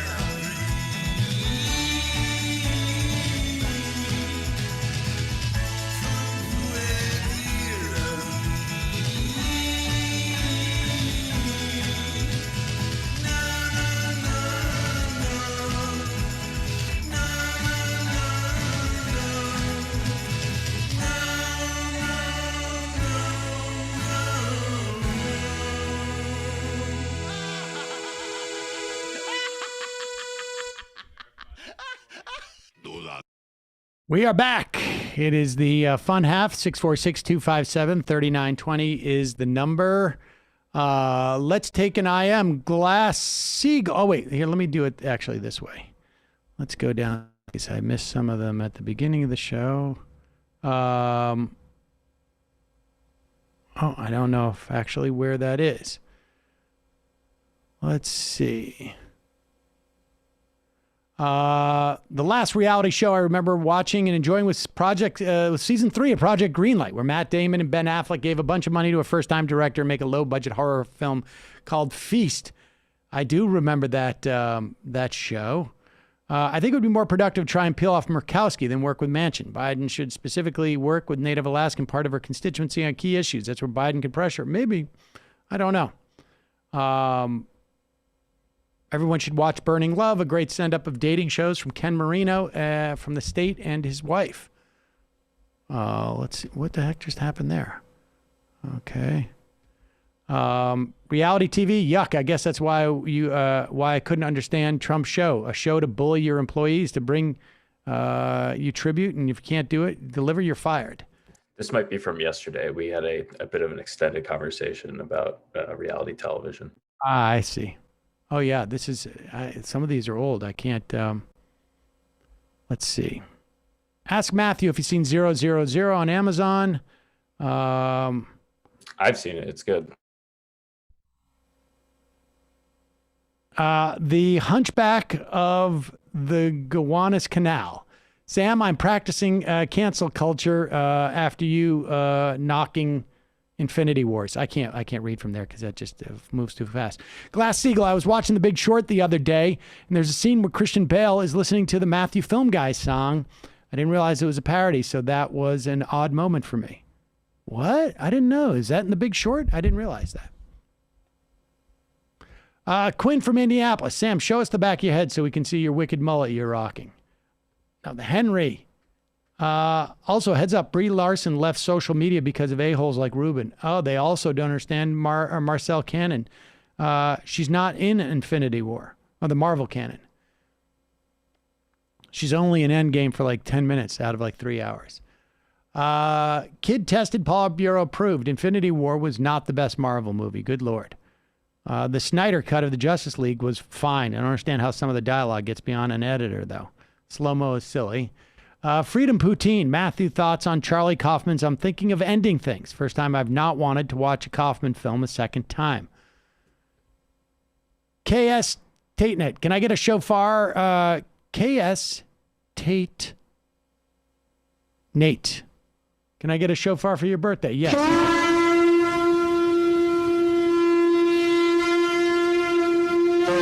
Rob from Albuquerque, I don't think Manchin's concerned with his own power. I see him as risk averse. He sees the Republicans with a majority and no filibuster as a bigger threat than he sees the chance of the. Oh, I don't think that's it. If his risk aversion is the case, it is his own personal risk aversion. Since we were talking about Dave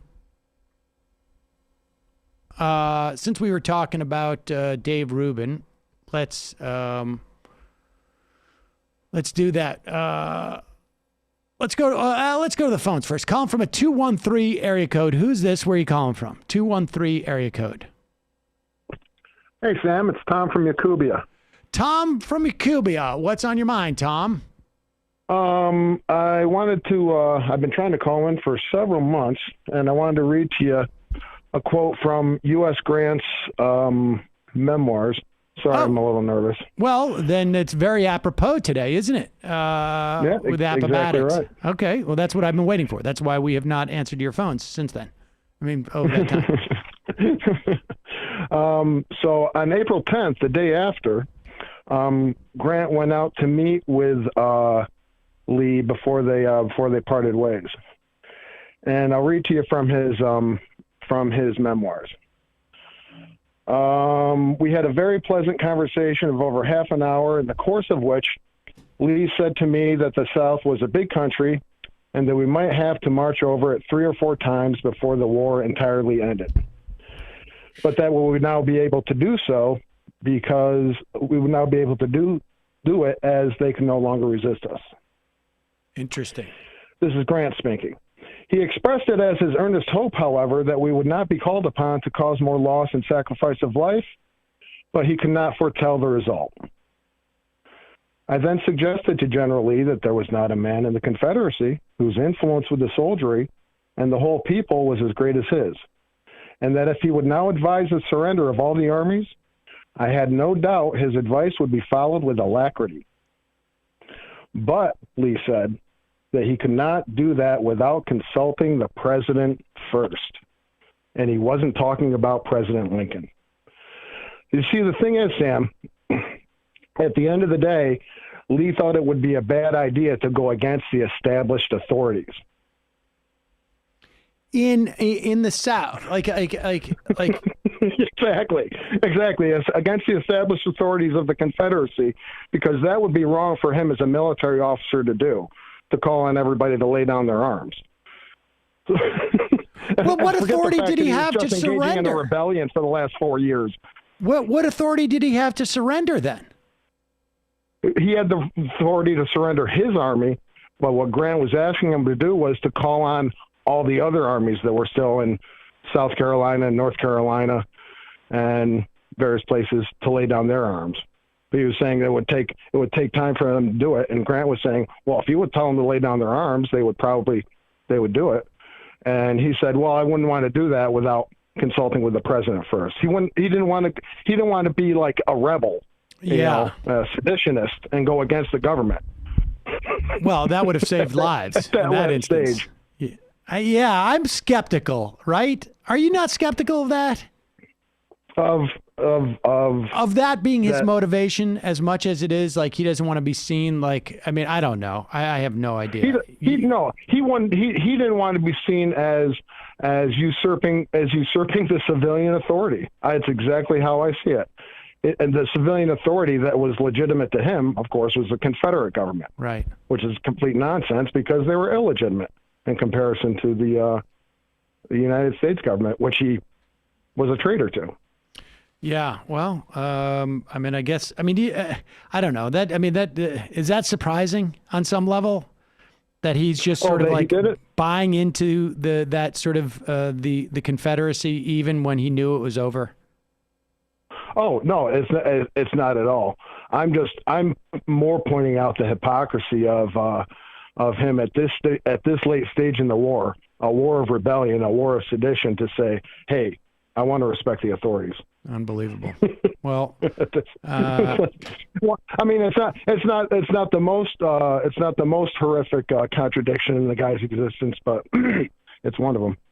It's not. Well, it's nice to see that the legacy continues on some level of that hypocrisy amongst a lot of those leaders. Tom, appreciate the call. Thank you very much, Sam. Thanks for calling in. Interesting. Dave Rubin, let's go number 10. This is recent, correct? Is this, this is Dave Rubin coming out explaining why he's on the right now. My feeling was that wokeism was the biggest threat, as I've said now several times, to Western society. And I think that that's borne out to be true. I think most people now agree with that. It's not the scary conservatives that are coming for the liberals anymore, right? It's the woke crew. My feeling was that Trump was the last guy guarding the door, that we're at the castle and Trump is guarding the door. The barbarians are at the gate, and all of the elites, the liberal elites, the good lefties, the intellectuals, they're all mocking the guy who's guarding the door because he's orange and he has funny hair and he eats ketchup with his steak, and they were all mocking him. But I think it's fairly obvious, 2 months into a Biden presidency, that Biden is not going to stop any of this. I saw some of my lefty friends saying, oh, but Joe Biden's not the extremist. They didn't go with crazy Bernie. They didn't go with Elizabeth Warren. Biden, well, look, Biden obviously has cognitive problems. Something's not right with him. And the idea that he's in charge of this thing is kind of crazy. So I don't mind. I don't mind the question at all. I would say, yes, I've gone to where I view truth to be and the best way for humans to flourish. And to me, that is more right. But again, the left-right thing, I think, is sort of, in some ways, a little bit archaic language. So let's break this down a little bit. He's mad at his old friends, the new atheists, right? Who were saying that he's mad at Sam Harris and that whole crew and the Weinstein brothers. Well, to be fair, I mean, a lot of those guys continued to play footsie or at least be neutral in Trump versus Biden. Harris was the only one that was like, actually, what are we doing? Let's, like, the future of our credibility probably should have us go with Biden over Donald Trump. But let's get into the whole notion of like, so first off, I'm not like, what is wokeism? Could someone explain to me what wokeism is now? I just don't know what this is. They just use it as a catch-all phrase for people who disagree with them or are against, like, I don't know. I mean, Rubin uses it interchangeably from anything from representation demands, either in the boardroom or on television, or to Marxism itself. Like, at certain points, he'll emphasize like that's the real threat is they want to undo capitalism. But this is all a front for that. Okay, so and Donald Trump was keeping the barbarians out at the gate, but presumably even the left. I mean, to me, that sounds like immigrants, right? Like when we talk about like a wall, yes, like who is it that is being kept at the gate? Like what are they getting into, right? Like what was Donald Trump keeping out? And where are the elites watching from that he's referring to? Are they inside the gate with Donald Trump defending them, or are they with the barbarians, or are they just floating somewhere? That's the thing. They're inside the gate, which like, that's why it sounds to me like what he's talking about really is just more of a metaphor in his mind for immigration. I don't know. Like, and what is Joe Biden? Let's say I agreed that there was this nebulous wokeism and wokists, right? Because they're wokists who are at the gate and they're trying to storm into the gate of our society, I guess. Barry Weiss called them the wokes. So. The wokes. What is Joe Biden supposed to do about it? Like, what is Biden supposed to do about it? We just played a clip earlier in the show of Dave Rubin 2 years ago saying, I wouldn't want government to do anything about it. That was when Donald Trump was president. What is Joe Biden supposed to do about it? Like, go out there and say, like, you can't, like, how does he block the gate? Biden doesn't really participate in this stuff, and that's what's going to be very tough for Dave Rubin for the next 3 years. Well, that's why he's got to say, like, he's so cognitively disabled that he doesn't even know what's going on, and it's theoretically being run by somebody else, who I guess, and I mean, I wonder who that is in his mind. Is he thinking it's like Ron Klain is like some type of wokist? Kamala. Or is it Kamala Harris? Interesting. It's interesting. I would love to examine these issues with Dave. But, you know, alas, Dave will not talk to me. So, it's funny how the wokes just tend to look a little bit more like Kamala Harris than Joe Biden. At the risk of Dave interpreting this as ad hominem, I don't know that Dave is stupid. I just think that the words that come out of him are stupid. Is that better? Because that's not ad hominem, right? Because I'm not talking about the person. I'm talking about the words, right? So, it's ideas. Yeah, the ideas are stupid. But I can't even understand them. Maybe that's just because maybe they're above they're beyond me. But speaking of revisionist history, here's Meghan McCain talking about Andrew Breitbart, who was, well, let's listen to what she says here. This is pretty stunning. Person decides to pull, if it's someone who left the Trump party but is still leaning Republican and wants to vote for a down ballot Republican candidate, I still think there's a lot of hope for down ballot candidates. I also want to say that Andrew Breitbart, who is a figure on the right who passed away about 10 years ago, he's nothing like the way his website is now. The name Breitbart has been turned into this sort of extreme Trump organization, but he was really compelling in what his message was when he was alive, which was that conservatives and Republicans have to also fight the culture war on the ground up. And we have, quite frankly, done a really piss poor job of explaining why we're conservative, why we believe in small government, why the the ideals of William F. Buckley and Ronald Reagan are a better way to run the government, explaining our successes. Unfortunately, the more radical elements of our party get the most attention, and the most psychotic and crazy, the Matt Gaetzes of the party, end up sucking up all the oxygen, and all of us have to do a better job. And I say this as a conservative who's on mainstream media. We have to start fighting these battles in uncomfortable spaces. It can't only be on Newsmax and on Fox News. We have to go into spaces where people don't like us and explain and proselytize and get people to understand why we believe what we believe, because right now, all of you are right, we are losing the culture war, and it's a big problem. Yeah, and I think part of it also is that, you know, first off, she said the culture war, and then she says the ideas of small government, Buckley and Reagan. I will tell you that there is no more direct line. Maybe you could argue talk radio from Donald Trump than Andrew Breitbart. Andrew Breitbart was all of the whole anti, sort of like PC was all Breitbart. It was all Breitbart. That's all he was. He had not a shred of policy in it. Well, like when they talk about culture, he didn't care about abortion. Everything that Donald Trump represented was embodied in Andrew Breitbart.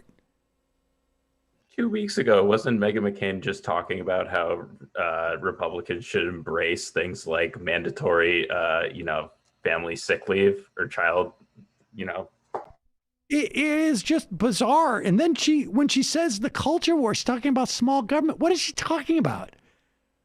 What is she talking about? She is oddly right to put Buckley in the same lineage as Breitbart. I mean, Buckley is a complete freak. And if you look at National Review, there's a reason that their archives don't go back to, say, 50 years ago. They only go back to like the 90s, even if you pay for the digital archives, because they said some horrible stuff, say, about a Dr. King or stuff like that. Like, so Buckley, yeah, complete freak. Totally. Like culture war and like what culture? Like God and Man at Yale, isn't that like an original culture war text in a certain way from William F. Buckley? Yeah, I mean, let's talk about what the culture war meant for Ronald Reagan. It meant launching his campaign 2 or 3 miles from where those civil rights workers were killed in Philadelphia, Mississippi, and launching his general campaign in 1980 at the Neshoba County Fair and coming out and talking about states' rights. Now, in 1980, you are 15 years away from the Civil Rights Act, 15 years away from the Voting Rights Act. And what is the culture war in 1980? The culture war in 1980 is really civil rights. I guess you could say feminism. And he goes down to the site of the killing of some civil rights workers and talks about states' rights. Was it states' rights to have their own safe water drinking levels? Was it states' rights about, we're going to have our own system of determining, what are food safe plastics to put in our fillers? Or was it, states' rights to come up with their own, requirements about the size of like supersized sodas? No. States' rights in 1980 meant one thing. And that meant like how we're going to deal with our blacks. That's what that meant. And apparently you got to get back to that. I don't know. Yeah. And then to be fair, also Reagan basically laughed about AIDS. I mean, William F. Buckley too. I mean, it was probably worse, frankly. Yeah. I mean, when have Republicans not been fighting the culture war? is a better question, I feel like. Absurd. And when what Donald Trump wasn't fighting the culture war? What was Donald Trump fighting? What was his entire presidency based around? All based around that. This Kathy Griffin fight has serious policy implications.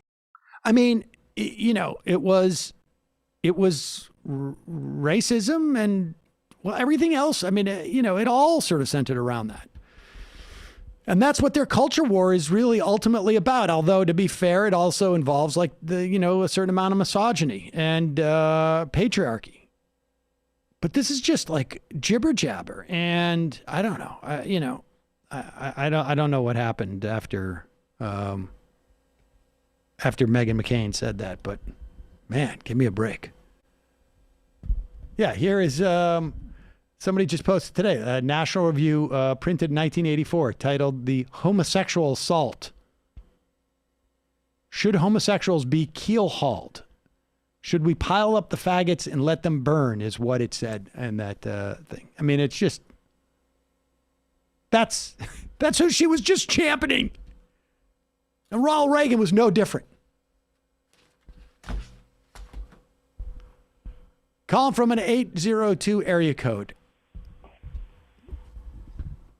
Hey, this is Scott from Colchester, Vermont.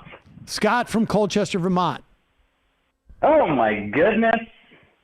I'm actually talking to Sam Seder. Well, I'm finally talking to Scott from Colchester. What's happening? Yeah, there you go. Can I do 2 questions? Sure. What are the 5 awards? What's that? What are the 5 awards? That was 5-time award-winning. Yes. Majority Report. The podcast, I think they're called the People's Choice Podcast Awards now. In fact, if you go there, and I think it's podcastawards.com, the name of, we're no longer eligible for it, because if you win 5 times, they name the award after you and you're not eligible to win it anymore. So I think if you go to podcastawards.com, I think that's the site. This was back in the early days, in the when there wasn't that many podcasts out there.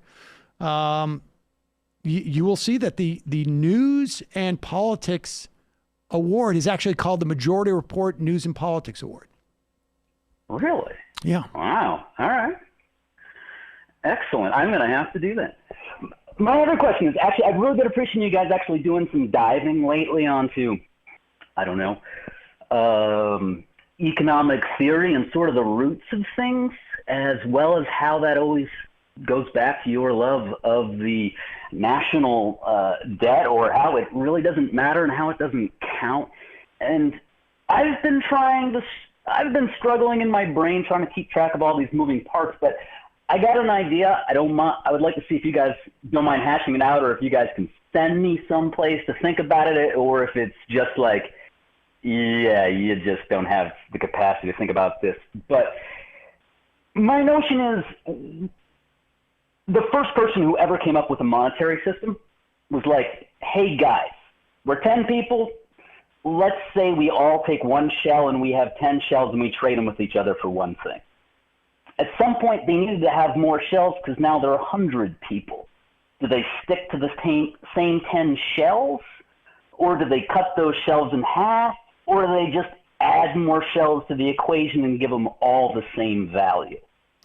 Well, part of the problem... Now, our modern Okay, good. I'm sorry. Can I keep going for a second? Yeah. So our solution currently is the Fed now injects money top down when they say, let's give banks more money to loan to people who could maybe start to think about, I'd like to start a new business. I'd like to expand my business. I would like to, and take a possible idea and maybe make something out of it, which is speculative. And I'm thinking, why wouldn't you actually make the engine that injects capital into an economy actually based on labor and more roots down? If you look at it, there's some places, I don't know if you know, if Ithaca had used Ithaca dollars for a period. A lot of, socially conscious, like little communities have their own sort of dollar basis. And it's a buy-in period, but the idea is you keep the money in that economy. It's not going to get spread around beyond the Ithaca dollars. some similar structures to look at an example. My larger idea and concept is the U.S. government injects capital into the economy through labor. Every single dollar, what is labor and what is making money? It is it's created out of whole cloth if you're not purchasing something. Right. Somebody behind a desk does a task for an hour, they get paid an hourly rate of $40. That was created out of nothing. If that money was just created out of nothing, why doesn't the U.S. government pay that person $40? They meant $40 right there. There you go, sir. You just delivered some mail. Here's $40 for your hour of service. Now have $40. Well, I mean, if you work it the other way around, there's money that has to be borrowed from some other industry in order to pay that guy. The U.S. government has to collect tax dollars from somebody, and they do this. They inject money into the system, but they do it in a backward way. Well, but you could also inject money into the system by what we just did: send out $1,400 checks. You can inject money into the system by sending out checks for $300 a month to people per child. The government's doing that right now. I agree. I don't think that's not necessarily a bad way to do it. But what is it that what is the point that you're making?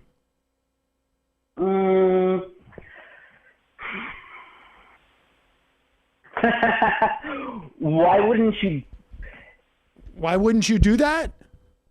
Well, no, I guess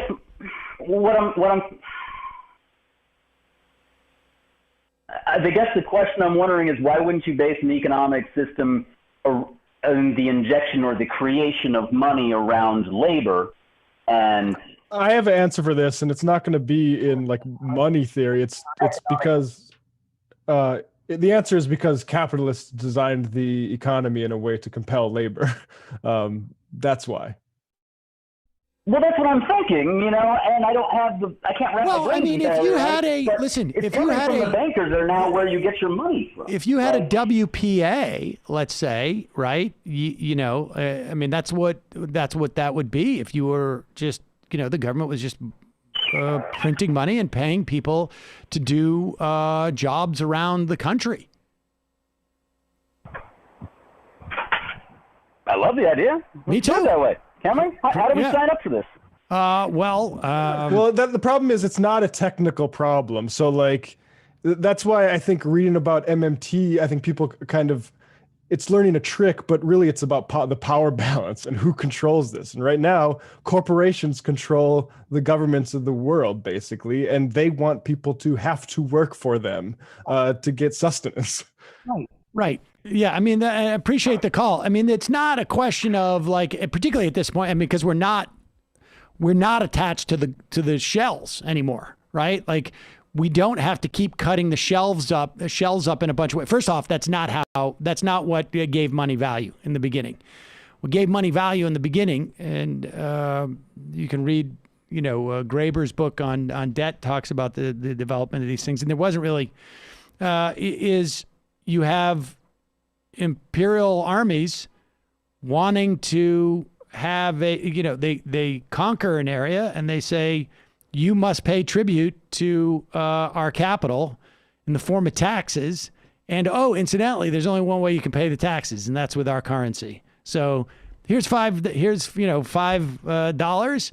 Give me a chicken, and you can send $1 of that or $2 back to pay your taxes, and that's basically the way it works. What Matt's saying is that you could technically do this. Of course, we've done it in the past.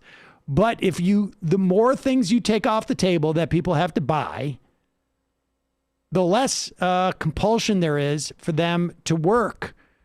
And it becomes harder to coerce them to work, particularly for less money or in bad situations. Yeah. I would just draw another kind of darker parallel, which the government can decide what is a priority. And we agree, we want to prioritize labor. In the colonial times, they wanted to prioritize Indian killing. So the government would pay you for scalps.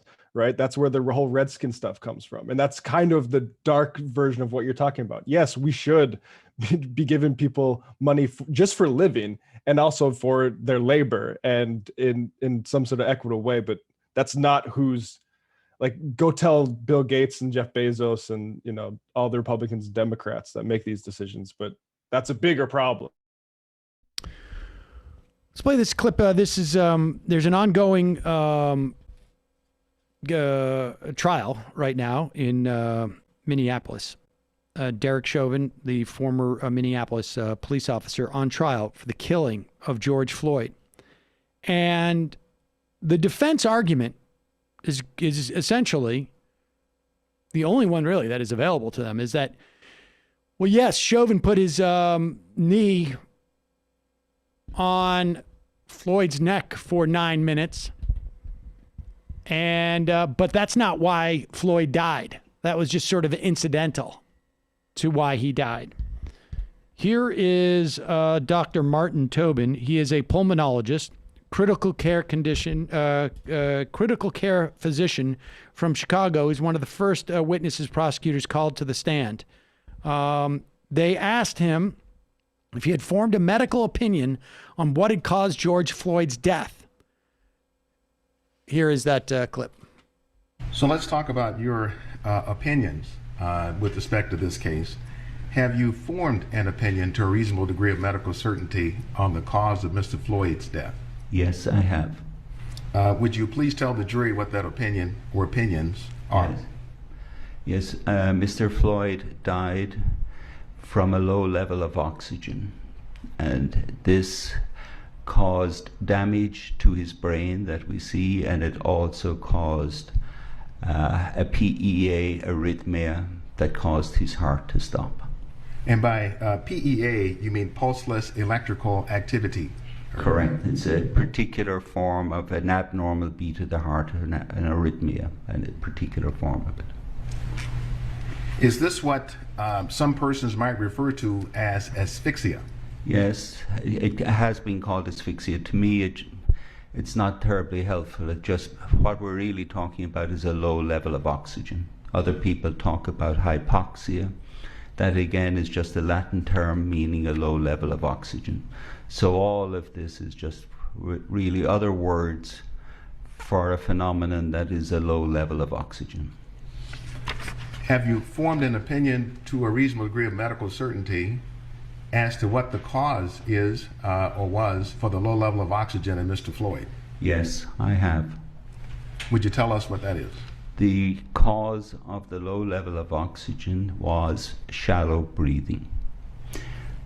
Small breaths, small tidal volumes, shallow breaths that weren't able to carry the air through his lungs down to the essential areas of the lungs that get oxygen into the blood and get rid of the carbon dioxide. That's the alveoli at the bottom of the lung. In other words, he was prevented from breathing because there was a knee on his neck. The defense is going to bring up witnesses that are going to say something different.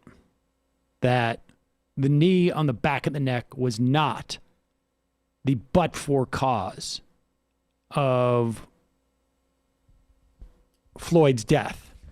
Prosecutors also brought onto the stand surgeon, and the surgeon testified as to why he believed Floyd was not on drugs at the time of the arrest. What is going to be interesting is that the defense witnesses that they're going to bring up into the case, and for the second hour show, there's a Peacock show that we do where we just do interviews. Emma's going to be joining me on that show next week. Today at 5 p.m., and it'll be up on the site for 30 days, was an interview I did with two reporters, freelance reporters, Samantha Henriksen and J.D. Duggan. And they're Minneapolis reporters. And they dug into one of the key witnesses for the defense, a guy named David Fowler, who was a former Maryland medical examiner. He resigned from there. He's a forensic pathologist. Resigned from Maryland in 2019. He is one of several parties being sued by a family of Anton Black, who was back in like 2018 pinned to the ground by police outside his home in Greensboro, Maryland. He died laboring for breath. And they are suing this guy Fowler for covering up and obscuring police responsibility for Anton Black's death. And it's a fascinating read. You can check out the interview. It was great reporting. It's going to be interesting to see if that is brought in to, in some way, impeach. They bring in these expert witnesses and,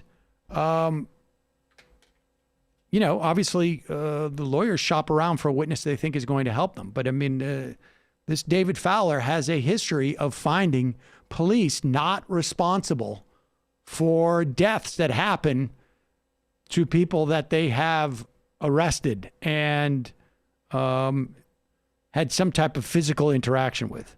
It's really interesting. I mean, I generally, these trials play out, but this is a really important, and so I generally, it's not trial TV here, but so I generally don't weigh into these things, but this is a really interesting case of a medical examiner, and it turns out that this, is far more subjective than a layperson would assume. So check out that interview if you can. It'll be up for 30 days on there. And we'll end up, I think, putting it on Ring of Fire, too, as an audio only. Some of those interviews, incidentally, will ultimately, I'm sure, make their way into members' stuff. But we'll see about that. Let's go to the phones. Calling from an 816 area code. Who's this? Where are you calling from? 816. Hey, Sam. Hey, Sam. Can you hear me? Yes, I can. Who's this? Where are you calling from? Hey, this is Joe from Kansas City. Joe from Kansas City. What's on your mind? Not a whole lot. Well, then I'm glad you called. Got some. Yeah.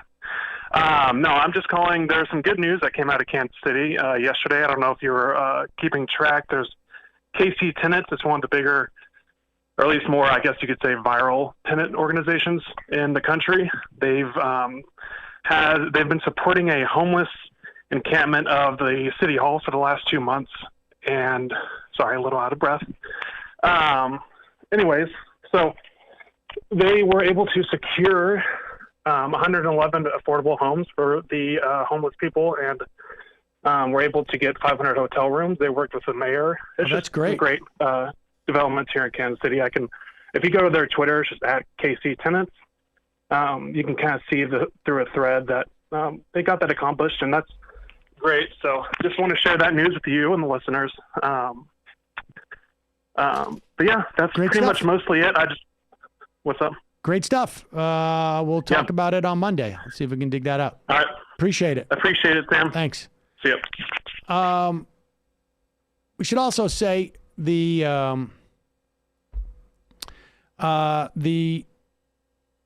Bessemer vote looks like it's not going to work out for unionization at the Amazon plant in Alabama. We'll get the final tally, or close to it anyways, I think, over the course of the weekend. And we'll have more to talk about at the beginning of next week. There's plenty of recriminations apparently to go around to a certain extent. But one of the big stories is, of course, and it really starts to put pressure on the PRO Act.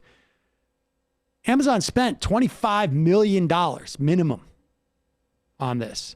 They coerced in some fashion the post office to have a drop box on Amazon property, which ended up sort of like putting coercive pressure on workers there to vote and, create the sense of like, well, maybe Amazon's going to check out these ballots and find out how people voted. But we'll have more to say on this going forward. But I'd also just say the undisciplined response from Amazon is interesting to note too, especially given what we know about how this vote turned out. Like they seemed scared or something. And I think that should be, hope for the future that, this isn't the first time, and you can try to unionize Amazon over and over again until it sticks. In fact, there's a wildcat strike, I think, that happened yesterday in Chicago, Amazon workers. Yep. They're not necessarily, they're not part of a union. But this is going to be, when you look at all the things that Amazon did, I think they extended the pool, the unit, so that they had more people in there than had originally. There's a whole host of issues surrounding this, but we will talk more about it when the vote is finalized and we get somebody on to assess it. All right, let's play this clip. Tucker Carlson trying to mainstream as much as he can. As much, sort of like, I don't know, what would you call it? White nationalism, racism? Stormfront talking points. Yeah, exactly. And here he is.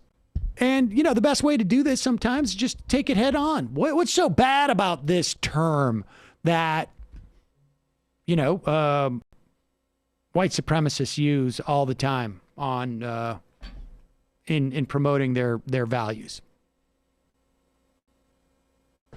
I'm laughing because this is one of about 10 stories that I know you've covered where the government shows preference to people who have shown absolute contempt for our customs, our laws, our system itself, and they're being treated better than American citizens. Now, I know that the left and all the little gatekeepers on Twitter become literally hysterical if you use the term replacement, if you suggest that the Democratic Party is trying to replace the current electorate, the voters now casting ballots. Okay, let's just take this, one at a time. The gatekeepers on Twitter. Like, what gate is this guy who has a primetime show on the highest rated news channel? What gate is he being kept out of? What area is he being kept out of? None. Right? So you start with this notion of like, I'm oppressed. These views are oppressed in some way. Because they're apparently, according to him, they should not be subject to criticism. And this is like a special treatment that immigrants get, which is probably like, well, obviously you don't have a U.S. driver's license or you don't have a U.S. passport because you're not from the United States. So you wouldn't have that ID. Incidentally, when you go to a country that's not the United States and you have a U.S. passport, they okay that too. Go ahead. The Democratic Party is trying to replace the current electorate, the voters now casting ballots, with new people, more obedient voters from the third world. But they become hysterical because that's what's happening, actually. Let's just say it. That's true. If this was happening in your house, if you were in 6th grade, for example, and without telling you, your parents adopted a bunch of new siblings and gave them brand new bikes and let them stay up later and help them with their homework and gave them twice the allowance that they gave you, you would say to your siblings, I think we're being replaced by kids that our parents love more. And it would be kind of hard to argue against you because look at the evidence. So this matters on a bunch of different levels, but on the most basic level, it's a voting rights question. In a democracy, one person equals one vote. If you change the population, you dilute the political power of the people who live there. So every time they import a new voter, I become disenfranchised as a current voter. So I don't understand why we don't understand this. Everyone wants to make a racial issue out of it. Ooh, the white replacement theory. No. This is a voting rights question. I have less political power because they're importing a brand new electorate. Why should I sit back and take that? The power that I have as an American, guaranteed at birth, is one man, one vote, and they're diluting it. No, they're not allowed to do that. Why are we putting up with this? So wait a second. First off, he talks about third world countries, right? So it's a specific problem he has with immigrants. And that somehow in his weird, my parents never loved me, my mom rejected me analogy here that he's using, which my understanding is the case. He is saying that somehow immigrants are getting things that American citizens aren't getting. And then he goes on to the idea that somehow his vote is being diluted by the presence of immigrants. Well, his vote, incidentally, also gets diluted whenever somebody turns 18 in this country. His vote gets diluted when anybody actually makes votes and they vote for the first time. His vote gets diluted. Or moves to a state. If you move to a state, you're undiluting certain votes and diluting others. Yes, this dilution of votes. But even just the term like dilution is also sort of interesting, right? Well, he says one man, one vote, which this does nothing to change. Right. One man, one vote still happens. Everybody who comes in gets one vote. And the idea that in this country, we haven't always had this dynamic since the moment we became a country where immigrants came in and diluted the vote. There's never been a time in this country where that hasn't happened. It's bizarre. And here's the thing.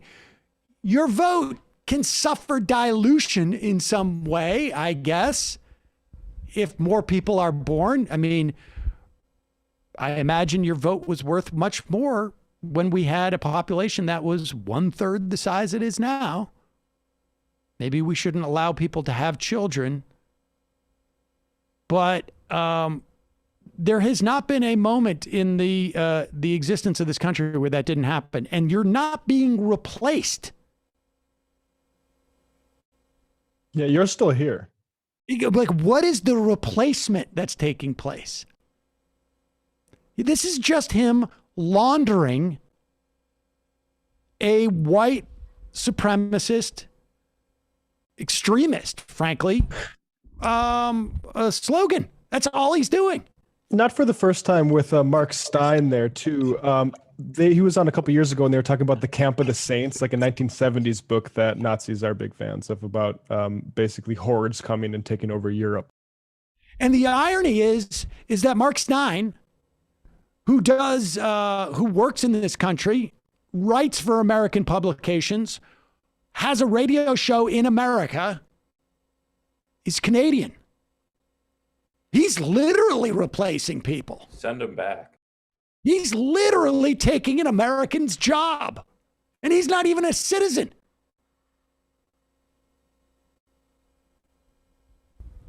I mean, it's really getting just super naked now.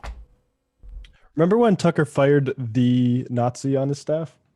Yeah, I do remember when he felt bad for that kid. I mean, that guy was, and I would imagine, I wonder where that guy's working now. I bet you he doesn't necessarily, he's not getting paid by Fox, but I bet you he's still doing some work for Tucker would be my guess.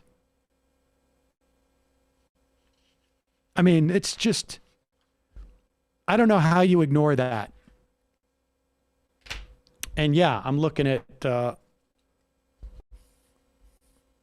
Greenwald and whoever else goes on that show. I mean, it's pretty obvious what's going on there.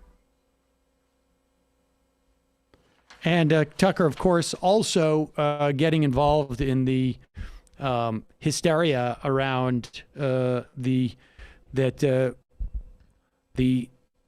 transgender agenda is taking over. I mean, it was not that long ago, 20 years ago, when they were talking about the gay agenda taking over America. And they just moved on.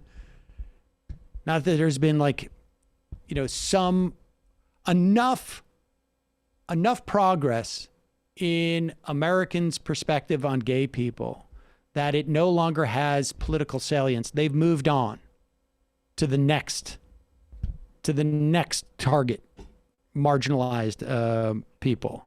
Here's Tucker Carlson with Wilfred Riley. Who is Wilfred Riley? He is a political scientist from like Southern Illinois University, and he does a lot of like contrarian sort of research. And this is Tucker Carlson is it on Fox Nation? Is this not? This is his daytime show that he's launched on Fox Nation. Oh, okay. Interesting. The percentage of people that identified as transgender traditionally was about 0.01%, which would be 1 in 10,000 or so. It's now 2% or a little more, which is 1 person in 50. And there are responses when social scientists more on that quantitative side say this. I mean, one is sort of simply, well, doesn't it make sense that as we get more tolerant, this would happen? But I mean, the short answer is that you don't see increases of that size in any other arena. You haven't seen the number of gay people increase to 90% or whatever from a little under 10%, what Kinsey said it was, anything roughly equivalent. We get along rather well in the USA, but you haven't seen the number of interracial marriages skyrocket from 5 or 10% at the start of the modern era to almost all today. You generally don't see 20,000% increases. And in anything ever. In fact, it's generally not possible. The increases that I just gave would have been on the order of perhaps 500%. But here you've seen a phenomenon go from something that was treated essentially just as a medical issue, is very concentrated among young males, is very concentrated among males who had identified as women, using that gender-sex distinction their entire life. You've seen that go from this to, again, not too far under 5% of all kids concentrated among girls. So these questions are very tough to discuss, but they're serious questions. I mean, is society self-sustaining to some extent? If 30% of men simply aren't willing or able to sleep with women, if another 2 or 3% of, in particular, young women want to modify their bodies so they cannot, in many or most cases, have children, I mean, that's something that's an issue almost at the structural level. And you might ask, why is that going on? It's something that at very least needs research. It's a challenge to the perpetuation of the species, is what you're saying. And I if can't both trends increased, yes. Yes, that's right. Yeah. And so it's hard to think of anything more profound than that.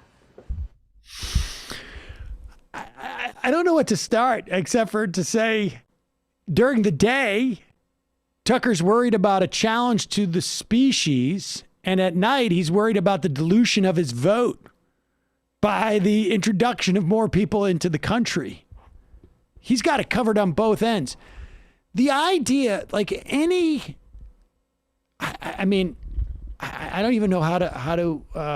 The idea that an increase in self-identification of transgender people from 0.01% of the population to 2% of the population represents a threat to the sustainability of the species, of the human race, is, how does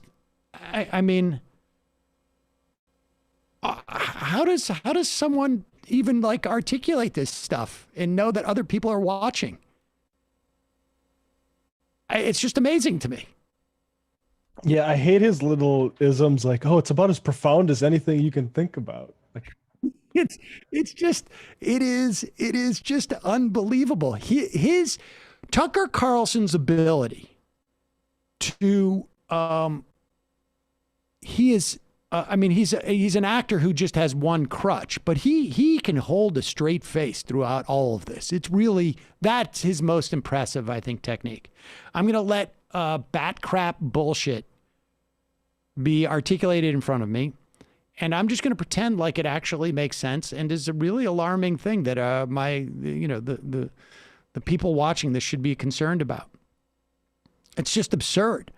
I mean, and they jumped from the did you notice that the professor jumped from self-identification when he's talking about transgender people to the McKinsey estimate of who was gay to self-identification, right? Like if you looked at who identified as gay 50 years ago, you would see, I'm convinced, as much, if not a greater increase between then and today, based upon the fact that you're less likely to be beat up or abused or killed because you're self-identifying as gay.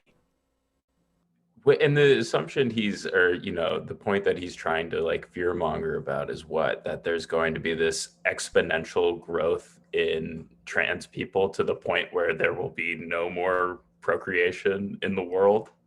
Right. I mean, come on. Of course, because you've gone from 0.01% to 2% in whatever amount of time, let's say it's 5 years. Well, you could just do the math. In less than 20 years, everyone's going to be transgender. This is exactly the same hysterical use of trends that you saw like 10 years so years ago from people who were really concerned about Muslims taking over Europe. Right. I mean, it's the idea. And I'll just say, like, if in like 100 years there's like a 75% of people are trans, it'll say something to me about gender and how artificial it was and how amazing it was constructed and maintained. Exactly. I mean, give me a break. And it's not just about Tucker Carlson. I'm sorry. If you're going to be a critic of integrity in the media and be supportive of this guy, guess what it says about your critique of integrity in the media? Yes, I'm talking about Glenn Greenwald. I mean, that's his, right? That's the drum he's banging on. All right, we don't have time for any more calls. I apologize, folks. We're going to take some IMs and then get out of here. End the year. The Hunchback of Gowanus. Oh, we did that one already. Left Testicle, Infinity War is a very weak standalone, but it's not a standalone, nor is it isolated narrative. It's the climax of a bunch of other movies. I don't care. Also, could you bring on Lauren Bouchard one day? I'd love to hear more about Bob's Burgers and Lucy Darter of the Devil on a Casual Friday, or, just how you guys get along doing those shows. Maybe I'll do that someday. Nice guy. Sam, the best of the comic movies is Joker, but not for kids. Fair enough. Hello, Sam Tushy. Love this segment of the show. Two boomers talking about movies. Cuomo's nibbering. Sam, you should contact libertarian Larry Sharp. He recently debated Vaush, and it reminded me of some of your old debates.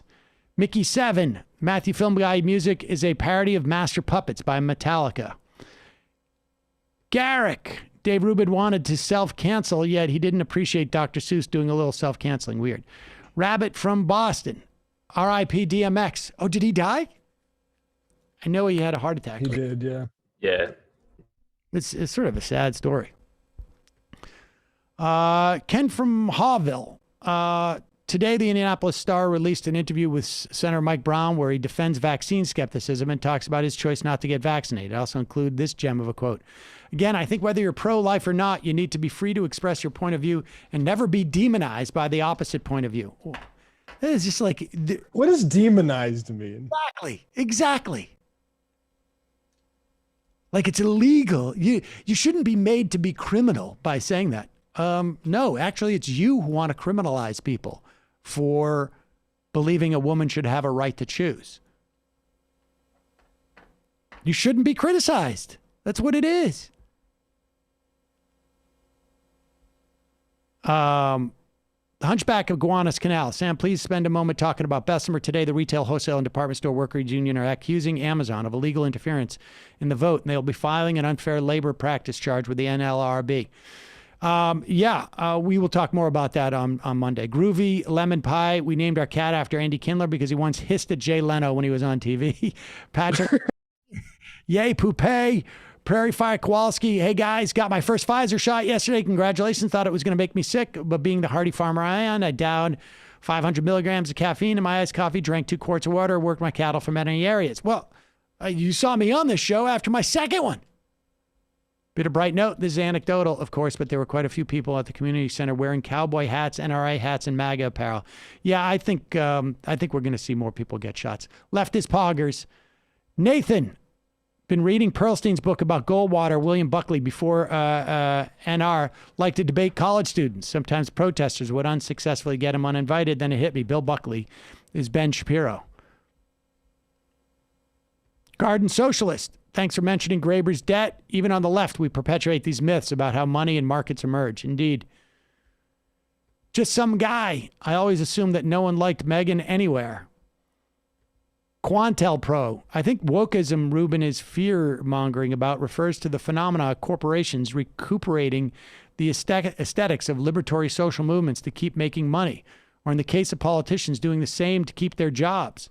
It's useful to Rubin because his benefactors can use it to maintain the divisions in the working class and maintain their power. I don't know that he thinks that deeply about it, but you might be right. Smeckledorf. The reason the president, like Trump, is the guard against the works is he'll say stuff like China virus, while Biden won't even, though he doesn't push woke stuff much himself. Hugo voting machine specialist. Rosenberg voice. Hello, I want to say I'm very upset you're doing canceling culture on the show. I've been writing jokes. Gut-filled exclamation point is a wonderful new entry into the late night comedy canon. Just because you can't embrace modernity. All right. And 3 more. Majority Report wardrobe coordinator. Hey, Save the Children folks. We found a guy who might be involved in sex trafficking. No, he's a Republican. Wait, why are you running away? How can you hear me? Put your fingers in your ears. El Bell, Sam, stop wearing gray. It's unattractive. Is that right? I disagree. Yeah, Thank you, guys. Appreciate it. I'll double check. I'll double check with my style coordinator. Robo Gorka, the guy who invented seashell money, was named Worthington. That should give you a hint that it's time to repeal Worthington's law. Samuel Seder. Hey, Sam and MR crew, any comment on AOC's bizarre and weak response during a recent live stream regarding peace between Palestinians and Israelis? She was nervous about pissing off that crew. I mean, I don't think she said anything that was horrific, but it was weak, without a doubt. She just wanted to focus on the process as opposed to basically say, you know, what a just outcome would be. I mean, I think it shows the strength of the Israeli lobby. I don't understand why. On that note, is it interesting to you at all that it seems like AOC is getting a whole lot of attention, but Ilhan isn't really getting a lot, like positive or negative? I mean, let's put it this way. There is no doubt in my mind, there is a concerted effort to undercut AOC's credibility with her base. The idea, I mean, like, they don't want her to be popular. And this is not, I mean, the right has already done their work on this, right? The right is not complaining about this. The idea that this is, you know, that there are people who are, and which is not to say that she shouldn't be subject to critique, but let's just imagine if AOC was in Matt Gaetz's situation, right? Like, I mean, it would be relentless. But Matt Gaetz has really not that much influence in the context of the party. Like the amount of attention that AOC gets from those who want to undercut her, who are ostensibly, you know, from a left perspective, ostensibly, is enormous. I mean, there is a real project here, without a doubt. There is concern that on some level, AOC provides some semblance of sense that there's reformation is possible for the Democratic Party. Which is not to say that you shouldn't critique her, but that's what's going on here. This is an extension of what, you know, I don't think it's necessarily by the same people. Maybe it is. I don't know. But this is an extension of undercutting AOC, the squad, whatnot, with different pockets of the left so that I don't know what. There's an abandonment of politics as it exists today. I mean, that's the only thing. I mean, I mean, AOC's comments were bizarre and weak response, without a doubt, in that instance. I don't think they're bizarre. I think they were just weak. And like every other politician that we see to some extent. All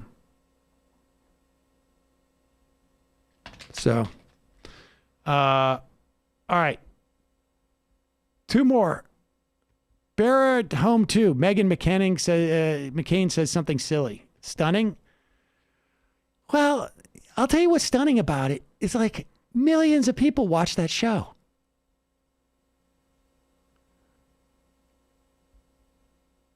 Dulce de Mucci.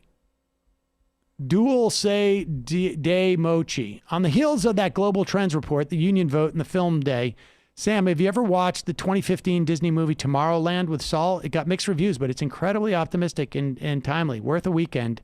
Watch. Yeah, okay. Will do. I will do that. Tomorrowland. All right, and we'll do now the final I am of the day, of the week.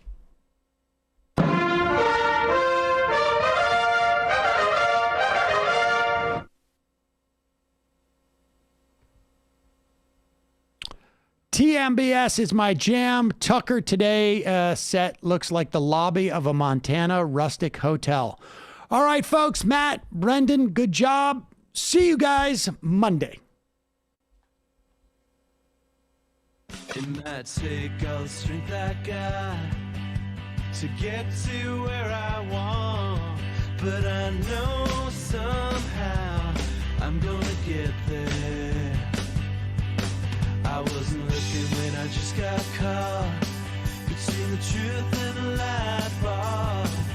But finding out won't make me feel any better.